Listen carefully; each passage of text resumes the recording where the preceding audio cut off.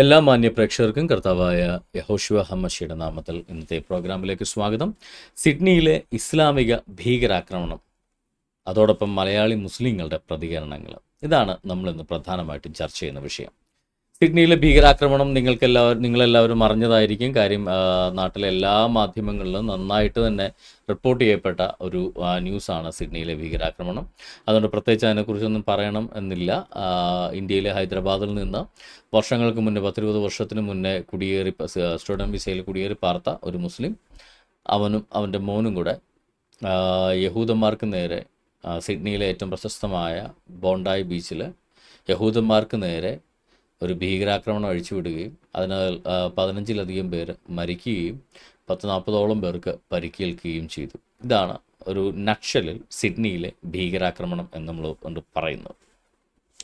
ഈ സിഡ്നിയിലെ ഭീകരാക്രമണത്തിൽ മലയാളികൾക്ക് എന്താണ് പങ്ക് എന്ന് ചോദിച്ചാൽ, നേരിട്ട് മലയാളികൾക്ക് പ്രത്യേകിച്ച് പങ്കുകളൊന്നുമില്ല.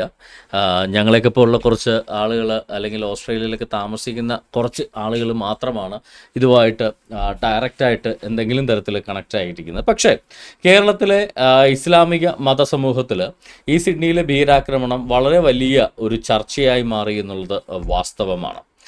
അതിന് പല കാരണങ്ങൾ അതിലുണ്ട്. ഒന്ന്, ഒരു മുസ്ലിം പേരുള്ള ഒരാൾ അതിൽ രക്ഷകനായി വന്നു. അത് വളരെ വലിയ ഹിറ്റായി മാറി. അതിനെ ഹൈലൈറ്റ് ചെയ്തുകൊണ്ട് ഒത്തിരി കാര്യങ്ങൾ സംഭവിച്ചു. അത് ഒരു കാരണമായി തീർന്നു. അപ്പോൾ ഈ മുങ്ങിച്ചാവാൻ പോകുന്നതിനെ കച്ചിത്തുരുമ്പ് കിട്ടിക്കഴിഞ്ഞാൽ അതിന്മേൽ പിടിച്ച് കയറുമെന്ന് പറയുന്ന ആ ഒരു ലോജിക്ക് അവിടെ വർക്കൗട്ടായി. അതുകൊണ്ടായിരിക്കാം കേരളത്തിലെ കോയകളൊക്കെ ഒന്ന് പൊക്കി തുടങ്ങി. നമുക്ക് എന്തായാലും കേരളത്തിലെ മുസ്ലിങ്ങളുടെ ഇതോടുള്ള പ്രതികരണങ്ങൾ ഒന്നൊന്നായിട്ട് നമുക്കൊന്നെടുത്ത് നോക്കാം. ഞാനിപ്പോൾ വായിക്കാൻ പോകുന്നത് മീഡിയ വണ്ണിൻ്റെ സിഡ്നിയിൽ ജൂത ഉത്സവത്തിനിടെ വെടിവയ്പ് 10 പേർ കൊല്ലപ്പെട്ടു. ഈ മീഡിയ വണ്ണിൻ്റെ അടുപ്പൂട്ടി ചാനലിൻ്റെ ഈയിടെയായിട്ടുള്ളൊരു പ്രത്യേകതയാണ്, യഹൂദന്മാരുടെ എന്തെങ്കിലും ആരാധനാലയമായിക്കൊള്ളട്ടെ, യഹൂദന്മാരുടെ ആഘോഷങ്ങളായിക്കൊള്ളട്ടെ, അതെല്ലാം ഹിന്ദുക്കളുടെ ടെർമിനോളജി വെച്ച് പ്രയോഗിക്കുകയും, അതായത് യഹൂദന്മാരുടെ ആണെങ്കിൽ അത് ഉത്സവം, യഹൂദന്മാരുടെ സിനഗോഗ ആണെങ്കിൽ അത് ക്ഷേത്രം, ഇങ്ങനെ ഹിന്ദുക്കളുടെ ടെർമിനോളജി യഹൂദന്മാർക്ക് യൂസ് ചെയ്യുകയും ക്രിസ്ത്യാനികളുടെ ടെർമിനോളജി മുഴുവൻ മുസ്ലിങ്ങൾക്ക് വേണ്ടി യൂസ് ചെയ്യുകയും ചെയ്യും. മുസ്ലിം പള്ളി, ഓക്കെ, ഇനി മുസ്ലിം മൊയ്ലിയാരെ ഇനി അച്ഛ എന്നോട് ഫാദർ എന്നോട് വിളിച്ചാൽ തീരാവുന്ന പ്രശ്നമേ ഉള്ളൂ. അപ്പോൾ ഈ ഒരു അസുഖം മീഡിയ വണ്ണിന് കുറേ നാളായിട്ട് തുടങ്ങിയിട്ടുണ്ട്. അതെന്തെങ്കിലും ആയിക്കൊള്ളട്ടെ, നമ്മളെ വലിയ ബാധിക്കാത്ത വിഷയമുണ്ട്. ഇവർ ഇപ്പം എന്ത് പറഞ്ഞാലും ഹൂ കേസ്, ഓക്കെ, അത് നമ്മളെ ബാധിക്കുന്നില്ല. ഇവിടെ സിഡ്നിയിൽ ജൂത ഉത്സവത്തിനിടെ വെടിവെപ്പ് 10 പേർ കൊല്ലപ്പെട്ടു. പറഞ്ഞു കേട്ടാൽ ഓർക്കും AK-47 ആകാശത്ത് നിന്ന് ബുറാക്ക് പറത്തിക്കൊണ്ടുവന്ന് വെടിവെച്ചാന്ന് തോന്നും. സിഡ്നിയിൽ ജൂത ഉത്സവത്തിനിടെ വെടിവെച്ചത് ഇസ്ലാമിക സ്റ്റേറ്റ് ഭീകരന്മാരാണ്, മുസ്ലിം ഭീകരന്മാരാണ്. അവരുടെ പുറകിലെ ഐഡിയോളജി ഇസ്ലാമിക തത്വശാസ്ത്രമായ ഖുറാനും ഹദീസുകളുമാണ്. മുഹമ്മദാണ് അവരുടെ പിന്നിലെ ചേതോവികാരം. അങ്ങനെയാണ് സിഡ്നിയിൽ ഉത്സവത്തിനിടെ വെടിവെപ്പ് നടന്നത്. അല്ലാതെ ഇവരുടെ വർത്താനം കേട്ട ആകാശത്ത് നിന്ന് എങ്ങോ വെടിപൊട്ടി മരിച്ചു എന്ന് പോലെ ഇരിക്കും. കഴിഞ്ഞ ദിവസം ജനം TV-യുടെ റിപ്പോർട്ടിങ് ഞാൻ കണ്ടപ്പോൾ സിഡ്നിയിൽ ജൂതന്മാരുടെ എന്ന് വലിയ അക്ഷരത്തിൽ, താഴെ ചെറിയ അക്ഷരത്തിൽ ഉത്സവത്തിന് പരിപാടിക്കിടെ വെടിവെപ്പ് എന്ന് താഴെ വീണ്ടും വലിയ അക്ഷരത്തിൽ, ഭീകരാക്രമണം താഴെ വലിയ അക്ഷരത്തിൽ. അപ്പം ഞാൻ പെട്ടെന്ന് വായിച്ചപ്പോൾ സിഡ്നിയിൽ ജൂതന്മാരുടെ ഭീകരാക്രമണം, പല പത്രങ്ങളൊക്കെ അതിപ്പോൾ ഏതാണെങ്കിലും പലതരത്തിലും വളച്ചൊടിച്ചാണ് അവരറിഞ്ഞോ അറിയാതെയൊക്കെ വാർത്ത കൊടുക്കുന്നതുകൊണ്ട് ശ്രദ്ധിച്ചൊക്കെ വായിക്കണം. ഓക്കെ, എന്തെങ്കിലും ആയിക്കോട്ടെ. മീഡിയ വണ്ണിൻ്റെ ഈ ഒരു വാർത്തയ്ക്ക് കീഴെ വന്ന ഒരു പ്രമുഖ കോയയുടെ കമൻറ്റ് നമുക്കൊന്നെടുത്ത് നോക്കാം. ഹാരിസ് മുഹമ്മദ് എന്ന് പറയുന്ന ആളുടെ കമൻറ്റ് ഇതാണ്: ഇസ്രായേലിൻ്റെ ചെയ്തികൾക്ക് ജൂതജനത വില നൽകേണ്ടി വരുന്നു. ഇസ്രായേലിൻ്റെ ചെയ്തിക്ക് ജൂതജനത വില നൽകേണ്ടി വരുന്നു. അതിനകത്ത് ഒരു ലോജിക്, ഹാരിസ് മുഹമ്മദിൻ്റെ ഒരു ലോജിക്ക് അതിനകത്ത് എന്താണ്? ഈ ഓസ്ട്രേലിയയിൽ നിന്ന് ഏകദേശം 15,000-20,000 അടുത്ത് കിലോമീറ്റർ അകലെ കിടക്കുന്ന ഒരു സ്ഥലം, അതാണ് ഈ പറയുന്ന ഇസ്രായേൽ എന്ന് പറയുന്നത്.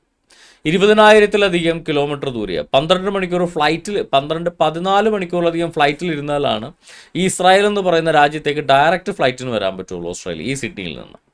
അപ്പോൾ 20,000-ലധികം കിലോമീറ്റർ അകലെ കിടക്കുന്ന ഒരു രാജ്യത്ത് മുസ്ലിങ്ങൾ ജൂതന്മാരുടെ നേരെ ഒരു ഭീകരാക്രമണം നടത്തി. ജൂതന്മാർ അവരെ തിരിച്ചടിച്ചു. ആ പ്രശ്നത്തിൻ്റെ പേരിൽ 20,000 കിലോമീറ്റർ അകലെ കിടക്കുന്ന യഹൂദന്മാരെ വരെ കൊല്ലാനുള്ള ലൈസൻസ് ആയിട്ടാണ് ഇവരെടുക്കുന്നതെങ്കിൽ, അജ്മൽ കസബ് മുംബൈയിൽ വെടിവെച്ചപ്പോൾ അത് കേരളത്തിലെ മുസ്ലിങ്ങളെ ശിക്ഷിക്കാനുള്ള ലൈസൻസ് ആണോ? അങ്ങനെ കൂടെ പറയണമല്ലോ. ഇസ്രായേലിൻ്റെ ചെയ്തികൾക്ക് ജൂതജനത വില നൽകേണ്ടി വരുന്നെങ്കിൽ ഒരു മുസ്ലിം രാഷ്ട്രത്തിൻ്റെ ചെയ്തിക്ക് മുസ്ലിങ്ങൾ വില കൊടുക്കണ്ടേ? അങ്ങനെയാണെങ്കിൽ ഇന്ത്യയെ പാകിസ്ഥാൻ ആക്രമിക്കുമ്പോൾ കേരളത്തിലെ മുസ്ലിങ്ങളെയൊക്കെ തൂക്കിക്കൊല്ലണമെന്നാണോ നിങ്ങൾ പറയുന്നത്? ഇക്കണക്കിന് നാളെ ഇന്ത്യയെ പാകിസ്ഥാൻ ആക്രമിക്കുമ്പോൾ ഏതെങ്കിലും സംഘപരിവാര സംഘടനകൾ മുസ്ലിങ്ങളെ കൂട്ടക്കുരുതി നടത്തിയാൽ അതിനെ നിങ്ങൾ ന്യായീകരിക്കേണ്ടി വരും. കാര്യം എന്താ? ഒരു ജൂതരാഷ്ട്രത്തിൻ്റെ, ഇസ്രായേലിൻ്റെ ചെയ്തികൾക്ക് ഓസ്ട്രേലിയയിലെ ജൂതന്മാർ വരെ വില കൊടുക്കണമെന്നാണെങ്കിൽ പാകിസ്ഥാൻ്റെ ചെയ്തിക്ക് ഇന്ത്യയിലെ മുസ്ലിങ്ങളും വില കൊടുക്കേണ്ടി വരത്തില്ലേ? അതല്ലേ എൻ്റെ ലോജിക്ക്. അപ്പോൾ എത്രത്തോളം യഹൂദ വിരോധം വെച്ചുകൊണ്ടാണ് ഇവർ പറയുന്നതെന്ന് വിചാരിക്കണം. ഇവിടെയുള്ള ജ്യൂസ് എന്ന് പറയുന്നത് ഓസ്ട്രേലിയൻ ജ്യൂസാണ്. ദേ ആർ ഓസ്ട്രേലിയൻ സിറ്റിസൻസ് ആണ്. അവർ ഈ നാട്ടിൽ ജീവിക്കുന്നവർ, റഷ്യയിൽ നിന്നും അവിടെ നിന്നൊക്കെ വന്ന ആളുകളാണ് അവരെല്ലാം. അവർ ഈ നാട്ടിൽ ഈ സിറ്റിസൺസ് ആയിട്ട് ഇവിടെ ജീവിക്കുന്ന ആളുകളാണ്. ആ ആളുകളെ ഇവർക്ക് കൊല്ലാനുള്ള ലൈസൻസ് ആണെന്ന് ഇസ്രായേലും ഹമാസും തമ്മിലുള്ള യുദ്ധം. അങ്ങനെയാണെങ്കിൽ ഇസ്രായേലും ഹമാസ്, അപ്പോൾ ഒക്ടോബർ 7 ഹമാസ് ഇസ്രായേലിലെ 100 കണക്ക് കുഞ്ഞുങ്ങളെ അടക്കം കൊന്നൊടുക്കിയപ്പോൾ അത് മുസ്ലിങ്ങളെ കൊല്ലാനുള്ള ലൈസൻസ് ആണോ മറ്റുള്ളവർക്ക്? അമേരിക്കയിലെ മുസ്ലിങ്ങളെല്ലാം പിടിച്ചു കൊന്നു കഴിഞ്ഞാൽ എന്തായിരിക്കും അടിസ്ഥാനം? അപ്പോൾ ഇവരുടെ ലോജിക്കിൻ്റെ ഒരു പ്രത്യേകത എന്താണെന്ന് വെച്ച് കഴിഞ്ഞാൽ ഇവരുടെ ശത്രുക്കൾക്കെതിരെ മാത്രമാണ് ഇവരുടെ ലോജിക്ക് ഇവർ പ്രാവർത്തികമാക്കുക. അതായത് ഞമ്മലിട്ടാൽ മാത്രം ട്രൗസർ, ബാക്കിയുള്ളവരൊക്കെ ഇട്ടാൽ വള്ളിക്കൽസം. അതായത് മുഹമ്മദ് വംശഹത്യ നടത്തിയാൽ അത് പുണ്യം, RSS വംശഹത്യ നടത്തിയില്ലെങ്കിൽ പോലും അത് വംശഹത്യ, അത് ഫാസിസം. നരേന്ദ്രമോദി ഇവർക്ക് ഫാസിസ്റ്റ്, മുഹമ്മദ് ഇവർക്ക് പ്രവാചകൻ. അതാണ് ഇവരുടെ ഇരട്ടത്താപ്പെന്ന് പറഞ്ഞത്. ഞാൻ പറഞ്ഞ എന്താണെന്ന് നിങ്ങൾക്ക് മനസ്സിലായി കാണില്ല, അതുകൊണ്ടൊന്ന് വിശദീകരിക്കാം. എന്തുകൊണ്ടാണ് ഇവർ ഫാസിസ്റ്റുകൾ എന്ന് വിളിക്കുന്നത്? ഒരാളെ ഫാസിസ്റ്റ് എന്ന് വിളിക്കുന്നതിൻ്റെ കാരണം എന്താ? നരേന്ദ്രമോദിയെ കേരളത്തിലെ മുസ്ലിങ്ങൾ ഫാസിസ്റ്റുകൾ എന്ന് വിളിക്കുന്നത് എന്തുകൊണ്ടാണ്? അവരുടെ ചിന്താഗതിയിൽ മുസ്ലിങ്ങളെ ഉന്മൂലനം ചെയ്ത് ഇന്ത്യയെ മുസ്ലിം വിമുക്ത ഭാരതമാക്കാൻ ശ്രമിക്കുന്നു എന്നാണ് മുസ്ലിങ്ങളുടെ ചിന്താഗതി. BJPയുടെ മുദ്രാവാക്യം ഞാൻ കിട്ടാക്കുന്നത് കോൺഗ്രസ് മുക്ത ഭാരതം എന്നാണ്, അല്ലാതെ മുസ്ലിം മുക്ത ഭാരതം എന്നല്ല. ഇപ്പം രണ്ടും കണക്കായിരിക്കും, പറയാൻ പറ്റില്ല. കോൺഗ്രസിൽ മുഴുവൻ മുസ്ലിം ലീഗ് ആണല്ലോ. ഓക്കെ, അതെന്തെങ്കിലും ആയിക്കൊള്ളട്ടെ. അപ്പോൾ കോൺഗ്രസ് മുക്ത ഭാരതം എന്നുള്ളതല്ലാതെ മുസ്ലിം മുക്ത ഭാരതം എന്നൊരു കോൺസെപ്റ്റ് BJPക്ക് ഉള്ളതായിട്ട് എനിക്കറിയത്തില്ല. പക്ഷെ ഇവർ ആ കോൺസെപ്റ്റ് വെച്ചുകൊണ്ടാണ് നരേന്ദ്രമോദി വംശഹത്യ നടത്തുന്നു, നരേന്ദ്രമോദി ഫാസിസ്റ്റ് ആണ് എന്നൊക്കെ വാദിക്കുന്നത്. ആവാതിരിക്കാം, അതൊക്കെ നിങ്ങൾ ചിന്തിച്ച് തീരുമാനിക്കുക. I am not interfering in Narendra Modi. പക്ഷെ എൻ്റെ ക്വസ്റ്റ്യൻ ഇതാണ്: യഹൂദന്മാരെ മുഴുവൻ, ഇസ്രായേലിയ വംശജരെ മുഴുവൻ അറേബ്യൻ പെനിൻസുലയിൽ നിന്ന്, അറേബ്യൻ ഉപദ്വീപിൽ നിന്ന് ഞാൻ നാട് കടത്തിയിരിക്കും, മുസ്ലിം അല്ലാതെ ഒരു മതക്കാരനെയും അറേബ്യൻ ഉപദ്വീപിൽ താമസിക്കാൻ ഞാൻ സമ്മതിക്കില്ല എന്ന് പറഞ്ഞ മുഹമ്മദ്, അങ്ങനെയാണെങ്കിൽ അവർക്ക് ഫാസിസ്റ്റ് ആണല്ലോ. അത് പറ്റിയില്ല. മുഹമ്മദ് പ്രവാചകൻ. അതായത് ഒരു ദേശത്ത് നിന്ന് മുഹമ്മദിൻ്റെ വല്യുപ്പാപ്പ ജനിക്കുന്നതിന് മുന്നേ അവിടെ ഉള്ളവരാണ് അവിടുത്തെ യഹൂദന്മാരും ക്രൈസ്തവരും. മുഹമ്മദിൻ്റെ വല്യുപ്പാപ്പ അബ്ദുൽ മുത്തലിബ് ജനിച്ചു വീഴുന്നതിന് മുന്നേ ജീവിക്കുന്നവരാണ്, ആ നാട്ടിൽ ജീവിക്കുന്നവരാണ് ഈ പറയുന്ന അറേബ്യൻ ക്രൈസ്തവരും യഹൂദന്മാരും. ആ അറേബ്യൻ ക്രൈസ്തവരെയും യഹൂദന്മാരെയും നാട് കടത്തുകയും മുസ്ലിം മതത്തിൽപ്പെട്ടതല്ലാത്ത, ഇസ്ലാം മതത്തിൽപ്പെട്ട അല്ലാത്ത ഒരാളെപ്പോലും ആ അറേബ്യൻ പെനിൻസുലയിൽ, അല്ല മക്കയിലും മദീനയിലും മാത്രമല്ല അറേബ്യൻ ഉപദ്വീപിൽ മുഴുവൻ ഒരു ഇസ്ലാം ഇതര മതസ്ഥരെയും താമസിക്കാൻ സമ്മതിക്കില്ല. അവർ മതം മാറി മുസ്ലിം ആയാൽ താമസിക്കാം, അല്ലെങ്കിൽ നാട് വിട്ടു പോകണം എന്ന് ആജ്ഞാപിച്ച മുഹമ്മദ് അങ്ങനെയാണെങ്കിൽ വംശഹത്യയല്ലേ നടത്തിയത്? അതെ. അദ്ദേഹം ഫാസിസ്റ്റ് അല്ലേ? അതെ. പക്ഷെ അദ്ദേഹത്തെ പ്രവാചകനെന്ന് വിളിക്കും. ഒന്നുകിൽ നിങ്ങൾ മുഹമ്മദിനെയും നരേന്ദ്രമോദിയെയും പ്രവാചകനെന്ന് വിളിക്കുക, അല്ലെങ്കിൽ നിങ്ങൾ രണ്ടുപേരെയും ഫാസിസ്റ്റ് എന്ന് വിളിക്കുക. അല്ലാതെ രണ്ടും കൂടെ ചേർത്ത് എന്താ പറയുക, ഞമ്മക്ക് ഇഷ്ടപ്പെട്ട ആളെ ഫാസിസ്റ്റും അല്ലാത്ത ആളുകളെയൊക്കെ പ്രവാചകനും എന്നൊക്കെയുള്ള ഉടായ്പ പരിപാടികൾ നടത്തുക. അപ്പോൾ ഇസ്രായേലിൻ്റെ ചെയ്തികൾക്ക് ജൂതജനത വില നൽകേണ്ടി വരുന്നു എന്ന് ഇവർ പറയുമ്പോൾ, ഇവർ ആക്രമിക്കുന്നത് ഇസ്രായേൽ എന്തെങ്കിലും ചെയ്താൽ ലോകമെമ്പാടുമുള്ള ജൂതന്മാരെ ഇവർ ആക്രമിക്കും എന്ന ഒരു വെല്ലുവിളിയാണ് ഇവർക്കുള്ളത്. അങ്ങനെയാണെങ്കിൽ പാകിസ്ഥാനെ പോലുള്ള മുസ്ലിം തെമ്മാടി രാഷ്ട്രം എന്തെങ്കിലും ചെയ്താൽ ലോകമെമ്പാടുമുള്ള മുസ്ലിങ്ങളെ കൊന്നുകളയണം എന്ന് പറയുന്നതിന് തുല്യമായി പോകത്തില്ലേ അത്? അപ്പോൾ ഇമാതിരി വിവരക്കേട് എഴുന്നള്ളിക്കാതെ എൻ്റെ പൊന്നു മുസ്ലിം സഹോദരങ്ങളെ, നിങ്ങളുടെ പുസ്തകത്തിലെ കാര്യമാണ് അങ്ങേര് ചെയ്തത്, അതിന് കിടന്ന് കരഞ്ഞിട്ട് യാതൊരു കാര്യവുമില്ല. ഇനി നമുക്ക് ഇതുമായിട്ട് ബന്ധപ്പെട്ടൊരു അടുത്ത കമൻറ്റ്. ഫർസ് ഇതൊരു ഒറ്റപ്പെട്ട കമൻറ്റൊന്നുമല്ല, അതിനകത്ത് 100 കണക്ക് കമൻറ്റുകൾ ഇതേ ടോണിൽ തന്നെ ഉണ്ട്. അതിൻ്റെ ഉദാഹരണമാണ് അടുത്തത്. ഫർസിൻ ഫാർസ്: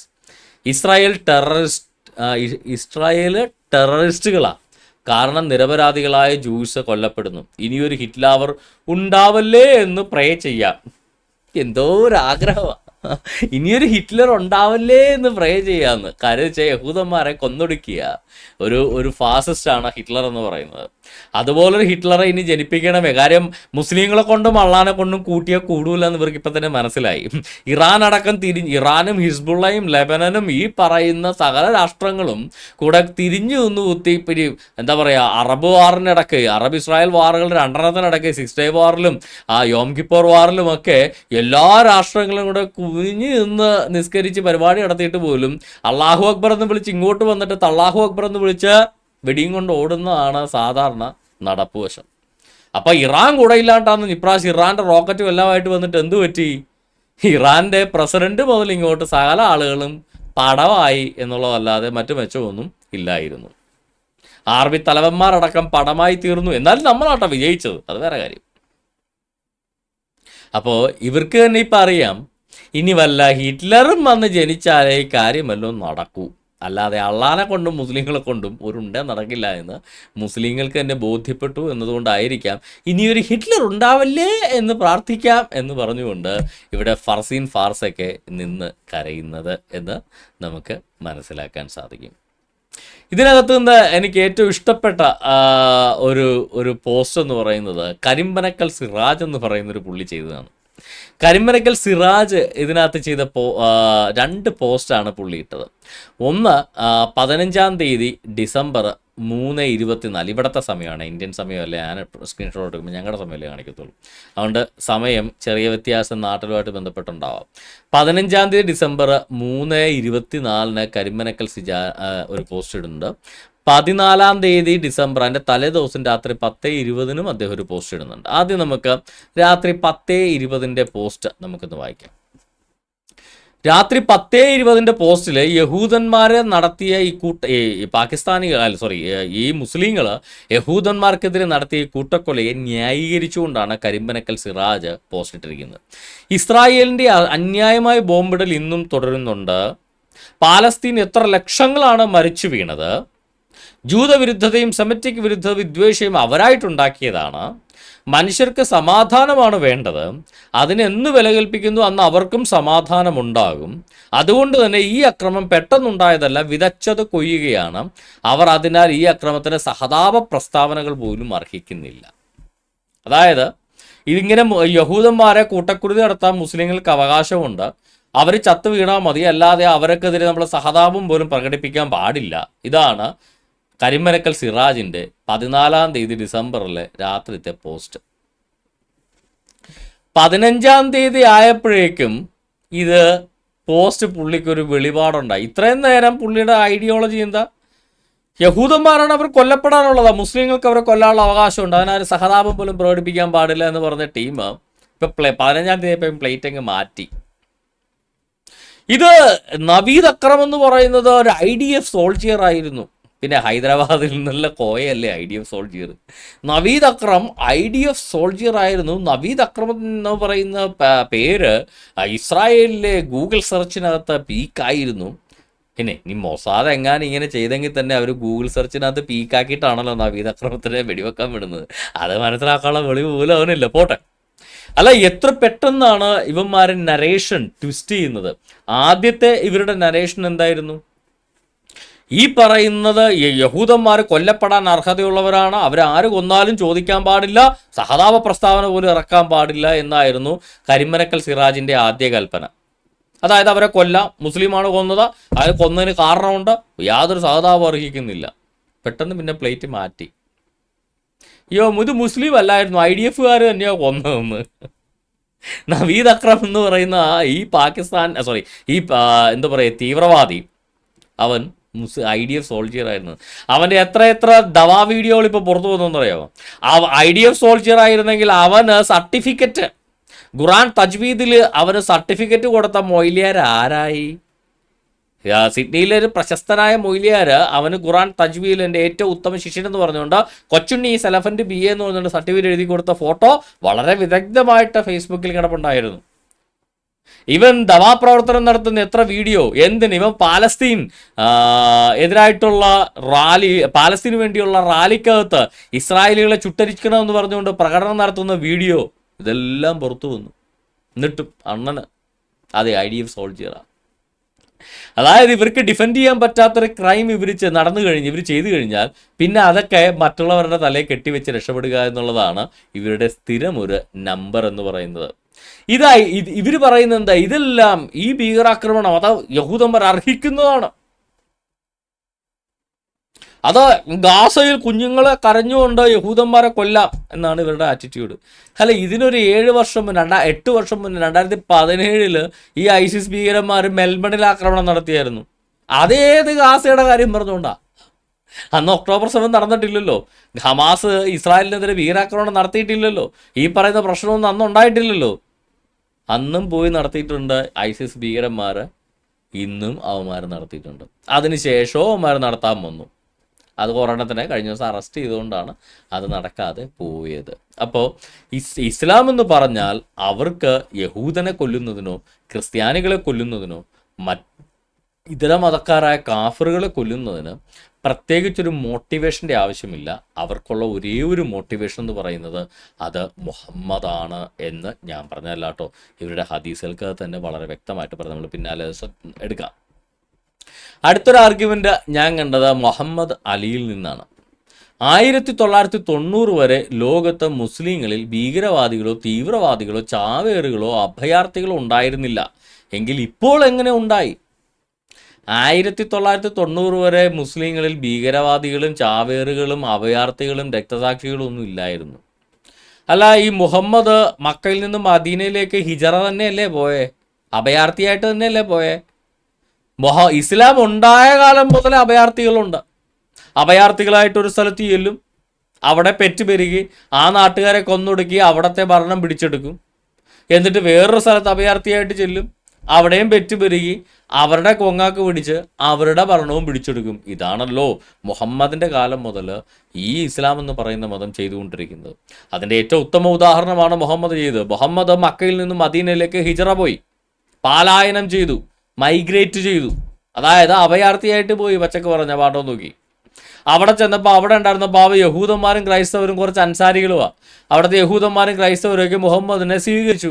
അപ്പോൾ ആ ഒരു അഭയാർത്ഥിയായിട്ട് വന്ന ഇവിടെ റോഹിംഗ്യകൾ വരുന്നു, പാലസ്തീൻ അഭയാർത്ഥികൾ വരുന്നു, ആ അഭയാർത്ഥി വരുന്നു, ഈ അഭയാർത്ഥി നമ്മൾ വിളിച്ച് വീട്ടിൽ കയറ്റി സൽക്കരിക്കും. കാര്യം എന്താ? നമ്മുടെ കർത്താവ് നമ്മളെ പഠിപ്പിച്ച എന്താ? ശത്രുവിനെ പോലും സ്നേഹിക്കണം. ഒരുവൻ ആവശ്യത്തിൽ കിടന്നാൽ അവന് നല്ല ശബരിയാക്കാരനായി തീരണമെന്നാണ് നമ്മുടെ കർത്താവ് നമ്മളെ പഠിപ്പിച്ചിട്ടുള്ളത്. അത് കണ്ടുകൊണ്ട് ഈ പറയുന്ന പാമ്പിനും കൂടെ ഇവർ പാല് കൊടുത്തു. അവസാനം എന്തു പറ്റി? ഈ മുഹമ്മദ് ശക്തിയായി കഴിഞ്ഞപ്പോൾ ആ മദീനയിലെ ക്രൈസ്തവരെ യഹൂദന്മാരെ കൊന്നു മുടിച്ച് നിർബന്ധിത മതപരിവർത്തനത്തിന് വിധേയമാക്കി അല്ലാത്തവരെല്ലാം കൊന്നൊടുക്കി അവരുടെ സ്വത്തും അടിച്ചു മാറ്റി ആ മദീന ഒരു ഇസ്ലാം രാഷ്ട്രമാക്കി മാറ്റി. മദീനയിൽ മുഹമ്മദിന്റെ കാലത്ത് ഒരൊറ്റ മുസ്ലിം ഇല്ലായിരുന്നു. അവിടെ 100 കണക്കിന് 1000 ക്രൈസ്തവരും യഹൂദന്മാരും ഉണ്ടായിരുന്നു. ഇന്ന് ഒരാളെ കാണിച്ചുതരാമോ മദീനയിൽ? ഇല്ല. എന്തുപറ്റി? എങ്ങോട്ട് പോയി ക്രൈസ്തവ യഹൂദന്മാരും എല്ലാം? മുഹമ്മദ് കൊന്നൊടുക്കിയവരെ, അവരെ നാട് കടത്തി, അവരെ പീഡിപ്പിച്ചു, അവരുടെ സ്വത്തെല്ലാം അടിച്ചു മാറ്റി, അവരുടെ ഭാര്യമാരെ ബലാത്സംഗം ചെയ്തു, അവരുടെ പെങ്ങന്മാരെ ബലാത്സംഗം ചെയ്തു. അങ്ങനെയാണ് മദീനയിൽ അല്ലാതെ മദീന എന്ന് പറഞ്ഞ ഇസ്ലാമിക രാഷ്ട്രമോ ഇസ്ലാമിക സ്ഥലമോ അല്ല. മദീനയുടെ ഒറിജിനൽ ഓണേഴ്സ് എന്ന് പറയുന്നത് അറബ് ക്രൈസ്തവരും അറബ് ജൂസുമാണ്, നേറ്റീവ് അറബ്സുമാണ്.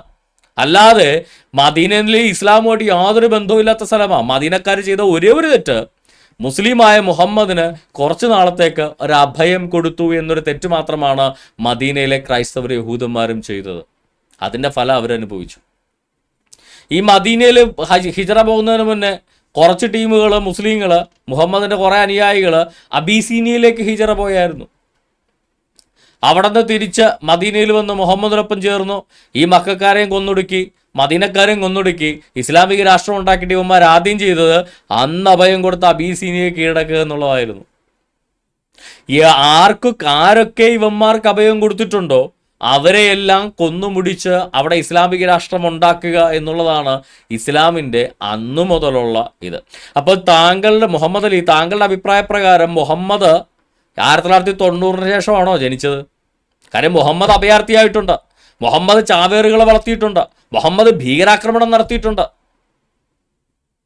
ഇന്ന് ബോണ്ടി ബീച്ചിൽ ഹനൂക്ക ആചരിച്ചുകൊണ്ടിരുന്ന യഹൂദന്മാരെ ഇവന്മാർ വന്ന് കൊന്നെങ്കിൽ, വഴിയാത്രക്കാരായി കച്ചവട സംഘവുമായിട്ട് യാത്ര ചെയ്തിരുന്ന ഖുറൈശികളായ കച്ചവടക്കാരെ ഒളിച്ചും പാത്തും എന്ന് കൊന്ന് കൊല വിളിച്ച് അവിടെ സ്വത്തും തട്ടിയെടുത്തുകൊണ്ട് പോകുന്നത് മറന്നുപോയോ നിങ്ങൾ?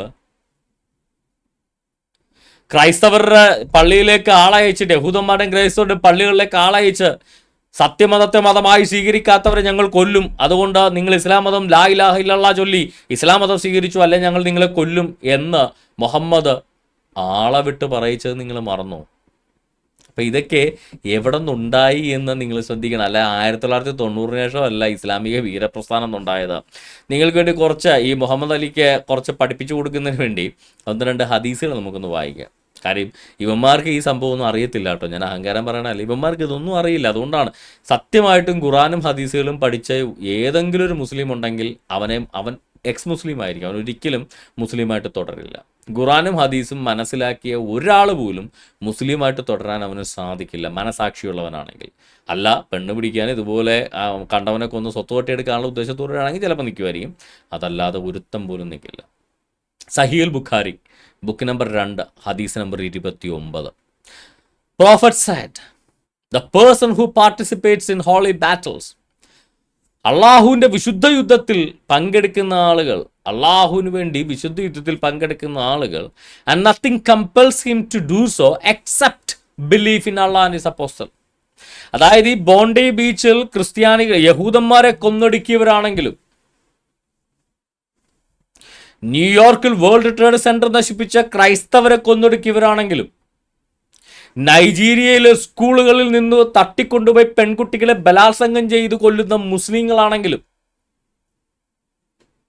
നൈജീരിയയിലെ ക്രൈസ്തവരെ പള്ളിക്കകത്ത് കയറി വെടിവെച്ച് കൊല്ലുന്ന മുസ്ലിം ഭീകരരാണെങ്കിലും, ശ്രീലങ്കയിലെ ക്രൈസ്തവരെ പള്ളിക്കകത്ത് ഈസ്റ്റർ ദിനത്തിൽ ബോംബ് വെച്ച് കൊല്ലുന്ന മുസ്ലിം ഭീകരരാണെങ്കിലും, അവർക്ക് പ്രചോദിതമാകുന്നത് ഗാസയോ ഇസ്രായേലിൻ്റെ ആക്രമണമോ അങ്ങനെ യാതൊരു മറുവ്യക്തികളുമല്ല എന്ന് പറയുന്നതാരാ? മുസ്ലിങ്ങളുടെ പ്രവാചകനായ മുഹമ്മദാണ്. സഹീൽ ബുഖാരി ബുക്ക് നമ്പർ 2 ഹദീസ് നമ്പർ 29 പറയുന്നത്, ജിഹാദിന് പ്രചോദനമായിട്ടുള്ളത് ഒരാൾ മാത്രമാണ്, അത് അള്ളാഹുവിലുള്ള വിശ്വാസവും അവൻ്റെ അപ്പോസ്തലനുള്ള വിശ്വാസവും മാത്രമാണ് ജിഹാദിൻ്റെ പ്രചോദനം. അതായത് ഇവന്മാർ പറയുന്ന പോലെ ഗാസയിൽ കൂട്ടക്കുരുതി നടത്തിയാലും ഇല്ലേലും ഇവർ ജിഹാദ് നടത്തും. കാര്യം ഗാസയിലെ കൂട്ടക്കുരുതിയല്ല, കാഫറുകളെ കൊല്ലുന്ന, ക്രൈസ്തവരെ കൊല്ലുന്ന, യഹൂദന്മാരെ കൊന്നൊടുക്കുന്ന ജിഹാദിന്റെ പ്രചോദനം എന്ന് പറയുന്നത് ഗാസയിലെ കൂട്ടക്കുരുതിയോ ഏതെങ്കിലും മുസ്ലിമിനെ ആരെങ്കിലും അടിച്ചതോ അല്ല. The prophet said, മുഹമ്മദ് പ്രകാരം പറഞ്ഞു, the person who participates in holy battles, അള്ളാഹുവിന്റെ വിശുദ്ധ യുദ്ധത്തിൽ പങ്കെടുക്കുന്ന ആളുകളുടെ and nothing compels him to do so, അവനെ നിർബന്ധിക്കുന്നത് മറ്റൊന്നുമല്ല except belief in Allah and his apostle, അള്ളാഹുവിലും അവൻ്റെ അപ്പോസ്തലിലുമുള്ള വിശ്വാസമല്ലാതെ മറ്റൊന്നുമല്ല അവനെ അള്ളാഹുവിൻ്റെ വിശുദ്ധ യുദ്ധത്തിൽ പങ്കെടുക്കാൻ അവനെ നിർബന്ധിക്കുന്നത്. അപ്പം നിങ്ങൾ വിചാരിക്കുന്ന പോലെ ഈ യഹൂദന്മാരെ ഇസ്രായേല് ഹമാസികളായിട്ട് ബോംബ് വെച്ചതോ ഇറാനികളുടെ മൂട്ടിക്കൊണ്ട് ബോംബ് പൊട്ടിച്ചതോ അല്ല ജിഹാദ് നടത്തുന്നതിന് ഇവന്മാരെ നിർബന്ധിക്കുന്നത്. ഈ യഹൂദന്മാരെന്നവർ പറയുന്ന വർഗം ഈ ഭൂമിയിൽ അവശേഷിച്ചില്ലെങ്കിൽ പോലും ജിഹാദ് അവർ നടത്തും. എന്തിനു പറയുന്നു? ഇന്ത്യയിൽ എന്തെങ്കിലും പ്രശ്നം വേറെ ഭീകരാക്രമണം നടത്തിയാൽ പറയും അത് RSS സംഖ്യകൾ ഭരിക്കുന്നതുകൊണ്ട് ഞങ്ങൾ ഭീകരാക്രമണം നടത്തുന്നു. ഈ ഓസ്ട്രേലിയയിലെ ഏത് സംഖ്യ ഭരിച്ചിട്ടാ? ഓസ്ട്രേലിയ ഭരിക്കണവന്മാരാണ് കോയകളുടെ മൂടുതാങ്ങികളാണ്. പിന്നെ ഏത് സംഖ്യ ഭരിച്ചിട്ടാണ് ഓസ്ട്രേലിയ ഭീകരാക്രമണം നടത്തിയത്? ഇനി പോട്ടെ, ഓസ്ട്രേലിയയിൽ ജൂതന്മാരെയാണ് കൊന്നത്, ജൂതന്മാരുണ്ടല്ലോ അതുകൊണ്ടാണെന്ന് പറയാം. നൈജീരിയയിലെ ഏത് ജൂതനിരുന്നിട്ടാ നൈജീരിയയിലെ ക്രൈസ്തവരെ കൊന്നെടുക്കുന്നത്? അവിടെ RSSഉം ഇല്ല, ജൂതനും ഇല്ല. നൈജീരിയയിലെ ക്രൈസ്തവരെ പള്ളിക്കകത്ത് കയറി കൊന്നൊടുക്കുന്നത് പള്ളിയിൽ ലൈവ് ഫീഡ്, ഫേസ്ബുക്ക് ലൈവായിട്ട് വർഷിപ്പ് പോകുന്നുണ്ടായിരുന്നു. ആ ലൈവ് ഫീഡിനിടയ്ക്ക് പച്ചക്ക് ലൈവായിട്ട് നാട്ടുകാർ മുഴുവൻ കണ്ട്, അമേരിക്കൻ പ്രസിഡന്റ് വരെ കണ്ടു. ഇവന്മാർ കയറി വന്ന് വെടിവെച്ച പാവം ക്രൈസ്തവരെ കൊല്ലുന്ന അല്ലാഹു അക്ബർ മുഴക്കിക്കൊണ്ട്. നൈജീരിയയിലെ ബൊക്കോ ഹറാം അവരുടെ സ്കൂളുകളിൽ നിന്ന് പെൺകുട്ടികളെ തട്ടിക്കൊണ്ടുപോയി ബലാത്സംഗം ചെയ്യുന്നു. എന്തിന്റെ പേരിൽ? Who compels them? യഹൂദന്മാരാണോ? അല്ല. നൈജീരിയയിൽ ജൂതനില്ല. RSS ആണോ? അല്ല. നൈജീരിയയിൽ RSS ഇല്ല. ആരാണ് കമ്പൽ ചെയ്യുന്നത്?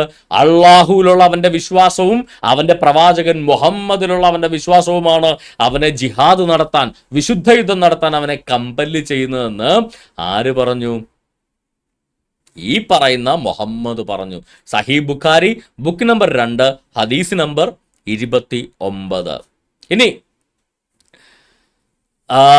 ഇങ്ങനെ ജിഹാദ് നടത്തുന്ന ആളുകൾക്ക് നഷ്ടം സംഭവിച്ചാൽ എന്ത് ചെയ്യും? Allah recompensed by Allah either with reward. അവന് ഇങ്ങനെ ജിഹാദ് നടത്തി, ഇപ്പൊ ബോണ്ടായി ബീച്ചിൽ 15 യഹൂദന്മാരെ കൊന്നൊടുക്കിയ ഈ ടെററിസ്റ്റ് ഭീകരന് എന്താണ് കിട്ടുന്നത്? അവൻ അള്ളാഹു റിവാർഡ് കൊടുക്കും. അള്ളാഹു അവൻ എന്ത് കൊടുക്കും? റിവാർഡ് കൊടുക്കും. ഞാൻ പറഞ്ഞതല്ല കേട്ടോ, ഇത് ഇവരുടെ പുസ്തകത്തിനകത്ത് എഴുതി വെച്ച്, ഇവരുടെ ശരീഅത്തിനകത്ത് എഴുതി വെച്ചിരിക്കുന്ന, ഇവരുടെ പ്രമാണ ഗ്രന്ഥത്തിനകത്ത് എഴുതി വെച്ചിരിക്കുന്നതാണ്. അള്ളാഹു എന്ത് കൊടുക്കും? Will be recompensed by Allah neither with reward. ഒന്നുകിൽ അവന് അള്ളാഹു ഒരു റിവാർഡ് കൊടുക്കും, എന്നിട്ട് ഓർ ബൂട്ടി, അല്ലെങ്കിൽ കൊള്ള മുതലിന്റെ പങ്ക് കൊടുക്കും. അതായത് ഇവന്മാർ കൊള്ള സംഘമാണ്, വേറെ ഒന്നുമല്ല. പച്ചയായ കൊള്ള സംഘമാണ്. കൊല നടത്താൻ വേണ്ടി പ്രോത്സാഹന സമ്മാനം കൊടുക്കുക. നിങ്ങൾ കൊള്ളയടിച്ചുകൊണ്ട് വന്നാൽ ആ കൊള്ള മുതലിന്റെ പങ്ക് നിനക്ക് ഞാൻ തരാം. If he survives or will be admitted to paradise if he killed in the battle as a martyr. അവൻ രക്തസാക്ഷിയായി ഈ ജിഹാദിൽ കൊല്ലപ്പെട്ടാൽ അവന് സ്വർഗം ലഭിക്കും. ഇങ്ങനെ പച്ചക്ക് എഴുതിയിരിക്കുമ്പോഴാണ് ഇവൻ ഇവിടെ ഇരുന്ന് ന്യായീകരിക്കുന്നത്. 1990 വരെ മുസ്ലിങ്ങൾ ഭീകരവാദികളും ഇല്ല, അഭയാർത്ഥികളും ഇല്ല, ചാവേറുകളും ഇല്ല എന്ന്. ചത്താ സ്വർഗം കിട്ടുമെന്ന് പറഞ്ഞ് നാട്ടുകാരെ കൊല്ലാൻ നടക്കണവന്മാരെയൊക്കെ വലിയ ചാവേർ ഏതാണുള്ളത്? ചാവേറുകൾ അന്നുമുണ്ട്. ആരാണത് ഉണ്ടാക്കിയത്? മുഹമ്മദാണ് ഉണ്ടാക്കിയത്. 1990 മുന്നേ എന്നല്ല, ഇസ്ലാം തുടങ്ങിയ കാലം മുതൽ ഇസ്ലാമിൽ ഭീകരവാദികളുണ്ട്, തീവ്രവാദികളുണ്ട്, ചാവേറുകളുണ്ട്, അഭയാർത്ഥികളുണ്ട് എന്ന് പറഞ്ഞാൽ അവരെല്ലാവരിലും ഇതെല്ലാമായിരുന്നു എന്നുള്ളതാണ് വാസ്തവം. മുഹമ്മദ് അടക്കം അഭയാർത്ഥിയായിരുന്നു, ഭീകരവാദം ചെയ്തിട്ടുണ്ട്, ചാവേറായിട്ട് യുദ്ധത്തിനും പോയിട്ടുണ്ട്, മുമ്പിലെ പല്ല് 2 കൊഴിഞ്ഞിട്ടുമുണ്ട്. ഇതാണ് വാസ്തവം. ഓക്കെ, ഇനി നമുക്ക് അടുത്ത ഹദീസിലേക്ക്. സഹീഹുൽ ബുഖാരി ബുക്ക് നമ്പർ 57 ഹദീസ് number 32. Allah's messenger said, Muhammad ഇപ്രകാരം പറഞ്ഞു, Allah guarantees him who strives in his cause. അള്ളാഹുവിന്റെ മാർഗത്തിൽ ജിഹാദ് നടത്തുന്നവന്, and whose motivation for going out is nothing but jihad in his cause and believe in his word. ഈ അള്ളാഹുവിന്റെ മാർഗത്തിൽ ജിഹാദ് നടത്താൻ പോയ ബോണ്ടായി ബീച്ചിൽ ജൂതന്മാരെ കൊല്ലാൻ പോയവന്റെ മോട്ടിവേഷൻ എന്താണ്? ഗാസയിലെ കുഞ്ഞുങ്ങളാണോ? അല്ല. ജൂതന്മാരെ കൊല്ലാൻ ഇവന്മാര് പോയതിന്റെ മോട്ടിവേഷൻ ഗാസയിലെ കുഞ്ഞുങ്ങളല്ല, ഒരു ഹമാസും അല്ല, ഒരു പാലസ്തീനും അല്ല. അവരുടെ മോട്ടിവേഷൻ നത്തിങ് ബട്ട് ജിഹാദ് ഇൻ ഹിസ് കോസ്. അള്ളാഹുവിന്റെ മാർഗത്തിലെ ജിഹാദും and believe in his word, അള്ളാഹുവിന്റെ വാക്കിലുള്ള വിശ്വാസവും മാത്രമാണ് അവരുടെ മോട്ടിവേഷൻ എന്ന് പറയുന്നത്, ജിഹാദ് ചെയ്യാനുള്ള അവരുടെ മോട്ടിവേഷൻ എന്ന് പറയുന്നത്. അപ്പൊ ശരിക്കും പിടിച്ചകത്തിടേണ്ടത് ഈ അള്ളാഹുവിനെ മുഹമ്മദിനെ തീവ്രവാദി ആക്ട് മതി. പണ്ട് ചത്തുപോയത് കൊള്ളാം, അല്ലെങ്കിൽ പണ്ട് യഹൂദ സ്ത്രീ വിഷം കൊടുത്ത് അങ്ങനെ കൊന്നത് ഭാഗ്യം. ഇന്ന് വരെ എങ്ങാനും ജീവിച്ചിരുന്നെങ്കിൽ പല ഗവൺമെന്റ് പിടിച്ച് ജയിലിലിട്ടേനെ ഈ പുള്ളിക്കാരനെ. കാര്യം ഈ പുള്ളിക്കാരൻ തീവ്രവാദത്തെ പ്രോത്സാഹിപ്പിക്കുന്ന, മോട്ടിവേറ്റ് ചെയ്യുന്ന ഒരാളായിരുന്നു എന്ന് പുള്ളി തന്നെ സ്വന്തം കൈപ്പടയിൽ എഴുതി വെച്ചിട്ടുണ്ടെന്നുള്ളതാണ്. എഴുതാൻ അറിയില്ല കേട്ടോ, അതുകൊണ്ട് നാട്ടുകാരെ കൊണ്ട് എഴുതിപ്പിച്ച് വെച്ചിട്ടുണ്ട് എന്നുള്ളതാണ് വാസ്തവം. ഇത് സഹിഹായ ഹദീസാണ്, തള്ളാൻ നിൽക്കണ്ട. സഹീഹ് ബുഖാരിയിലെയാണ്, ബുക്ക് നമ്പർ 57 ഹദീസ് നമ്പർ 32. ഇനി Sunan al Nasai book number 39 ഹദീസ് number 22. Messenger of Allah said, the day of the conquest of Mecca there is no more emigration, rather there is jihad and intention. When you are called to mobilize for jihad, then do so. Mecca കീഴടക്കിയതിന് ശേഷം ഇനി എന്തില്ല? ഇനി ഒരു ഹിജറ, ഒരു പാലായനമില്ല. ഇനിയുള്ളത് എന്താ? ഇനി ജിഹാദ് മാത്രം. ഇപ്പൊ ശക്തിയായി, സൈന്യമായി. ഇനി നമ്മൾ പാലായനം ചെയ്യണ്ട, ഇനി നമ്മൾ ജിഹാദ് നടത്തുക. നിങ്ങൾ എപ്പോഴും ഒരുങ്ങിതിരിക്കുക. When you call to mobilise for ജിഹാദ് then do so. നിങ്ങൾ എപ്പോഴാണോ ജിഹാദിന് ആഹ്വാനം കിട്ടുന്നത് അപ്പോൾ പോകാൻ വേണ്ടി നിങ്ങൾ തയ്യാറായി നിൽക്കുക. എപ്പോഴും തീവ്രവാദ പ്രവർത്തനം നടത്താൻ തയ്യാറായി നിൽക്കണമെന്ന് പറഞ്ഞ ലോകത്തെ ഒരേ ഒരു മതമാണ് ഇസ്ലാം എന്ന് പറയുന്നത്. അത്രത്തോളം ഭീകരമാണ് ഇസ്ലാമിൻ്റെ മുഖം എന്ന് പറയുന്നത്. അപ്പം ഈ ഇസ്ലാമിനെയാണ് ഇവർ അയ്യോ ഗാസയിലെ കുഞ്ഞുങ്ങളെ കൊല്ലണോണ്ടാണ് ജൂതന്മാരെ ഞങ്ങൾ കൊല്ലുന്നത് എന്ന് പറയുന്നത്. എത്രത്തോളം വികലമാണ് അവരുടെ വാദങ്ങളെന്ന് നിങ്ങൾ ശ്രദ്ധിക്കുക. അവരുടെ മതഗ്രന്ഥത്തിൽ പറയുന്നത് എന്താ? അവരുടെ മതഗ്രന്ഥമാണ് അവരെ പ്രലോഭിപ്പിക്കുന്നത്, അവരെ മോട്ടിവേറ്റ് ചെയ്യുന്നത്.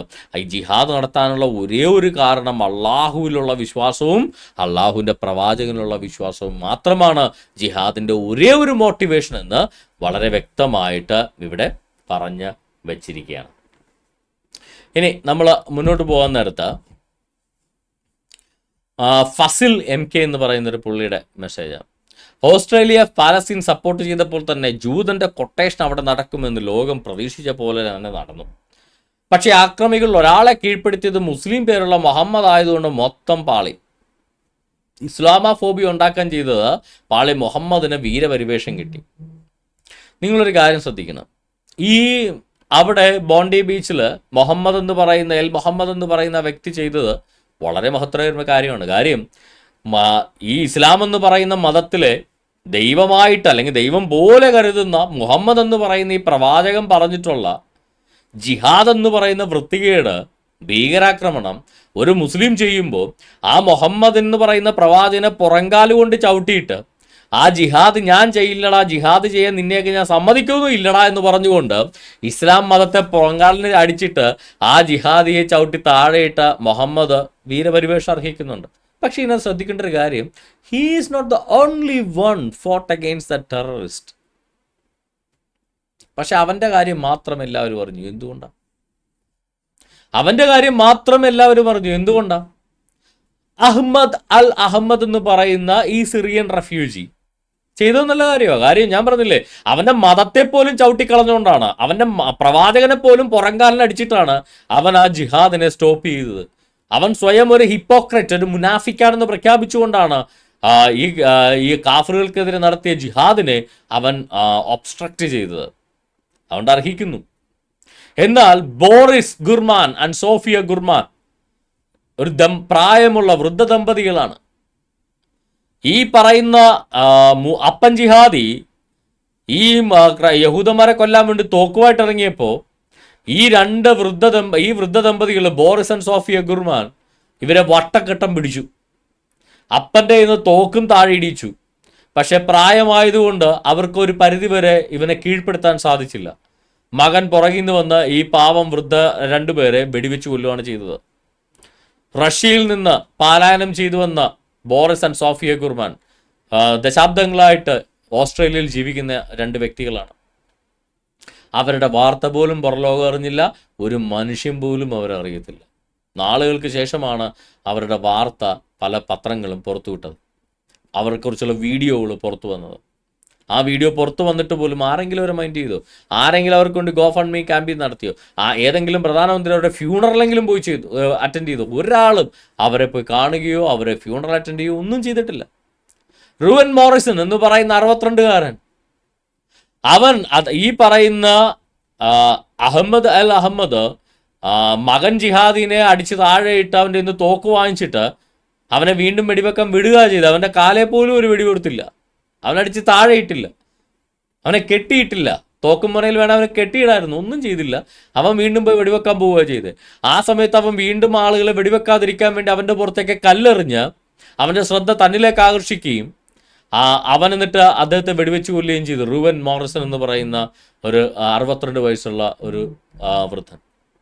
ഇവരെ ആരും പത്രങ്ങൾ പറഞ്ഞില്ല, ചാനലുകൾ പറഞ്ഞില്ല, ആരും പറഞ്ഞില്ല. അഹമ്മദ് അൽ അഹമ്മദിനെ മാത്രം എല്ലാവരും പറഞ്ഞു. എന്തുകൊണ്ടാണ്? He's a Muslim. അതായത് നമ്മുടെ നാട്ടിൽ ജലപ്രളയം ഉണ്ടായപ്പോൾ, വെള്ളപ്പൊക്കം ഉണ്ടായപ്പോൾ നൂറുകണക്കിന് ക്രൈസ്തവരായ മത്സ്യബന്ധനക്കാരെ എൻ്റെ പഞ്ചായത്തിൽ നിന്ന്, എൻ്റെ നാട്ടുകാർ, ഞാനൊരു മീൻപിടുത്തക്കാരനാണ്, എനിക്ക് അന്തസ്സായിട്ട് പറയാം, നൂറുകണക്കിന് മത്സ്യബന്ധന തൊഴിലാളികൾ വഞ്ചിയുമായിട്ട് കിഴക്കൻ നാടുകളിലേക്ക് പോയി ഒത്തിരി ആളുകൾ രക്ഷിച്ചു. ആരെങ്കിലും അത് വാർത്തയാക്കിയോ? ഒരാളും വാർത്തയാക്കിയില്ല, അവരും വാർത്തയാക്കിയില്ല. ഗവൺമെൻറ് കൊടുത്ത പെട്രോളിൻ്റെ കാശ് പോലും ഡീസലിൻ്റെ കാശ് പോലും വാങ്ങിക്കാതെയാണ് അവർ തിരിച്ചു പോകുന്നത്. ഒരു വാർത്തയും വന്നില്ല, ഒന്നും വന്നില്ല. ഏതോ ഒരു ഫ്രോഡ്, അവൻ പിൽക്കാലത്ത് ഫ്രോഡ് കേസിനും മാല മോഷണ കേസിനും ഒക്കെ അകത്തായത്, ഇപ്പം മരിച്ചുപോയി. ആർക്കോ വേണ്ടി ഒന്ന് കുനിഞ്ഞു നിന്ന് കൊടുത്തു എന്ന് പറഞ്ഞാൽ അത് ഫോട്ടോയാക്കി വാർത്തയാക്കി ലോകമെമ്പാടും ഇസ്ലാമിൻ്റെ കാരുണ്യമായിട്ട് ഒരു പ്രകടിപ്പിച്ചു. നൂറുകണക്ക് ക്രൈസ്തവരും ഹൈന്ദവരും രക്ഷിച്ചത് ഒരാളും പ്രതികരിക്കുക. അതായത് ഇവരുടെ പ്രത്യേകത എന്ന് വെച്ചാൽ ഇവർക്ക് വേണ്ടി ഒരു വിങ് തന്നെ മീഡിയ അറ്റൻഷൻ കിട്ടാൻ വേണ്ടി ഇവർ ടാർഗറ്റ് ചെയ്ത് നടക്കുന്നുണ്ട്. ഇസ്ലാമിലെ ഏതെങ്കിലും ഒരുത്തൻ എന്തെങ്കിലും കാണിച്ചാൽ അതങ്ങ് പൊലിപ്പിച്ച് കാണിച്ച്, ഞാൻ പറഞ്ഞില്ലേ കഴിഞ്ഞ ദിവസം ഒരു കൊച്ചിൻ്റെ കാര്യം തന്നെ വന്നില്ലായിരുന്നു.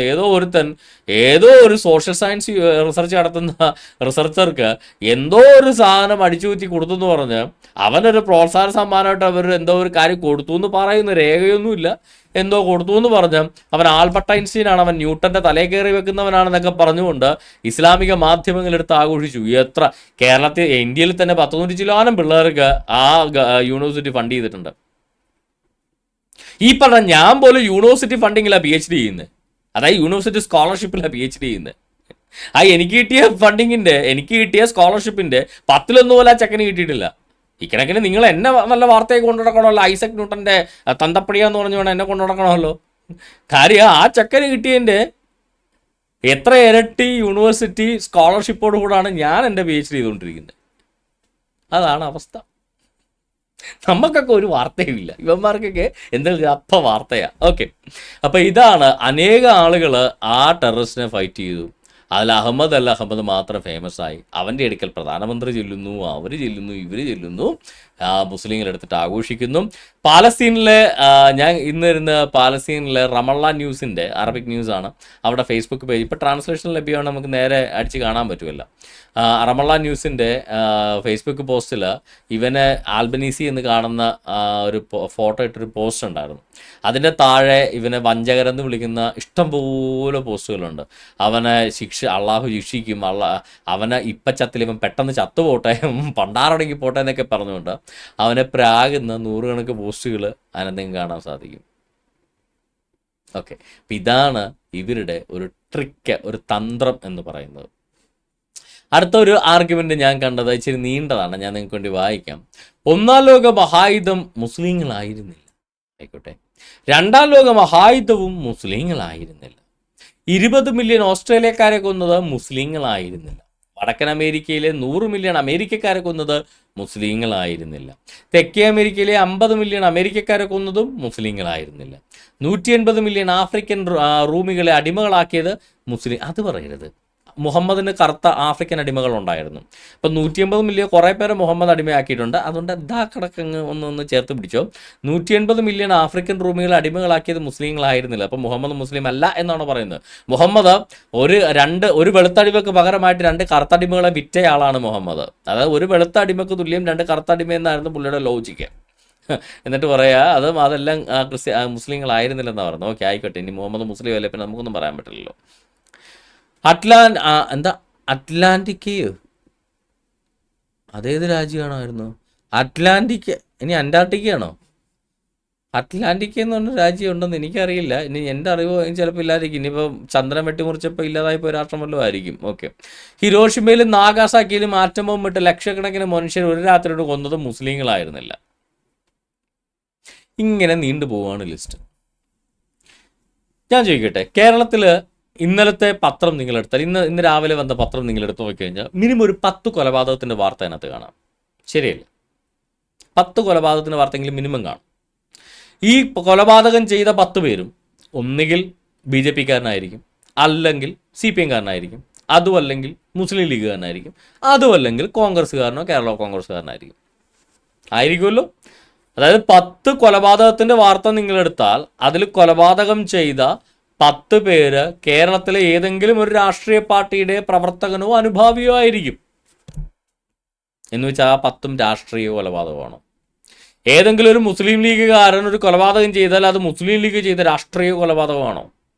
ഏതെങ്കിലും ഒരു CPM കാരൻ ഒരു കൊലപാതകത്തിൽ കേസിൽപ്പെട്ടാൽ അത് CPM നടപ്പിലാക്കിയ രാഷ്ട്രീയ കൊലപാതകമാണോ? അല്ല.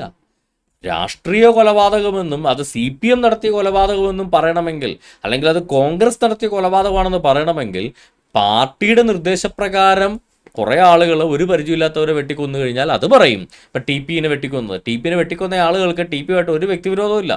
അത് പാർട്ടിയുടെ നിർദ്ദേശപ്രകാരം കൊന്നുകൊണ്ടാണ് അത് രാഷ്ട്രീയ കൊലപാതകമായിട്ട് പോലീസ് കേസ് ഫ്രെയിം ചെയ്തതും പാർട്ടി സഖാക്കൾ അകത്ത് കിടന്നതും. അല്ലാതെ നൂറുകണക്ക് കൊലപാതകങ്ങളിൽ CPMകാർ പ്രതികളാകുന്നു, അതെല്ലാം പാർട്ടി പറഞ്ഞിട്ടാണോ? അല്ല. എത്രയോ കൊലപാതകങ്ങൾ നടക്കുന്നു, അതിനകത്ത് കോൺഗ്രസ്സുകാർ പ്രതികൾ, അതെല്ലാം കോൺഗ്രസ് നടത്തിയ കൊലപാതകമാണോ? അല്ല. അപ്പം എങ്ങനെയാണ് ഒരു കോൺഗ്രസ് മെമ്പർ ചെയ്യുന്ന കൊലപാതകം അയാൾ വ്യക്തിപരമായിട്ട് ചെയ്ത കൊലപാതകവും അല്ല അയാൾ പാർട്ടിപരമായിട്ട് ചെയ്ത കൊലപാതകവും എന്നുള്ള ഡിസ്റ്റിങ്ഷൻ എങ്ങനെയാണ് വരുന്നത്? ആ വേർതിരിവ് എങ്ങനെയാണ് വരുന്നത്? പാർട്ടിയുടെ നിർദ്ദേശപ്രകാരമാണ് ഒരാൾ കൊല നടത്തുന്നതെങ്കിൽ അത് ഒരു രാഷ്ട്രീയ കൊലപാതകമാണ്.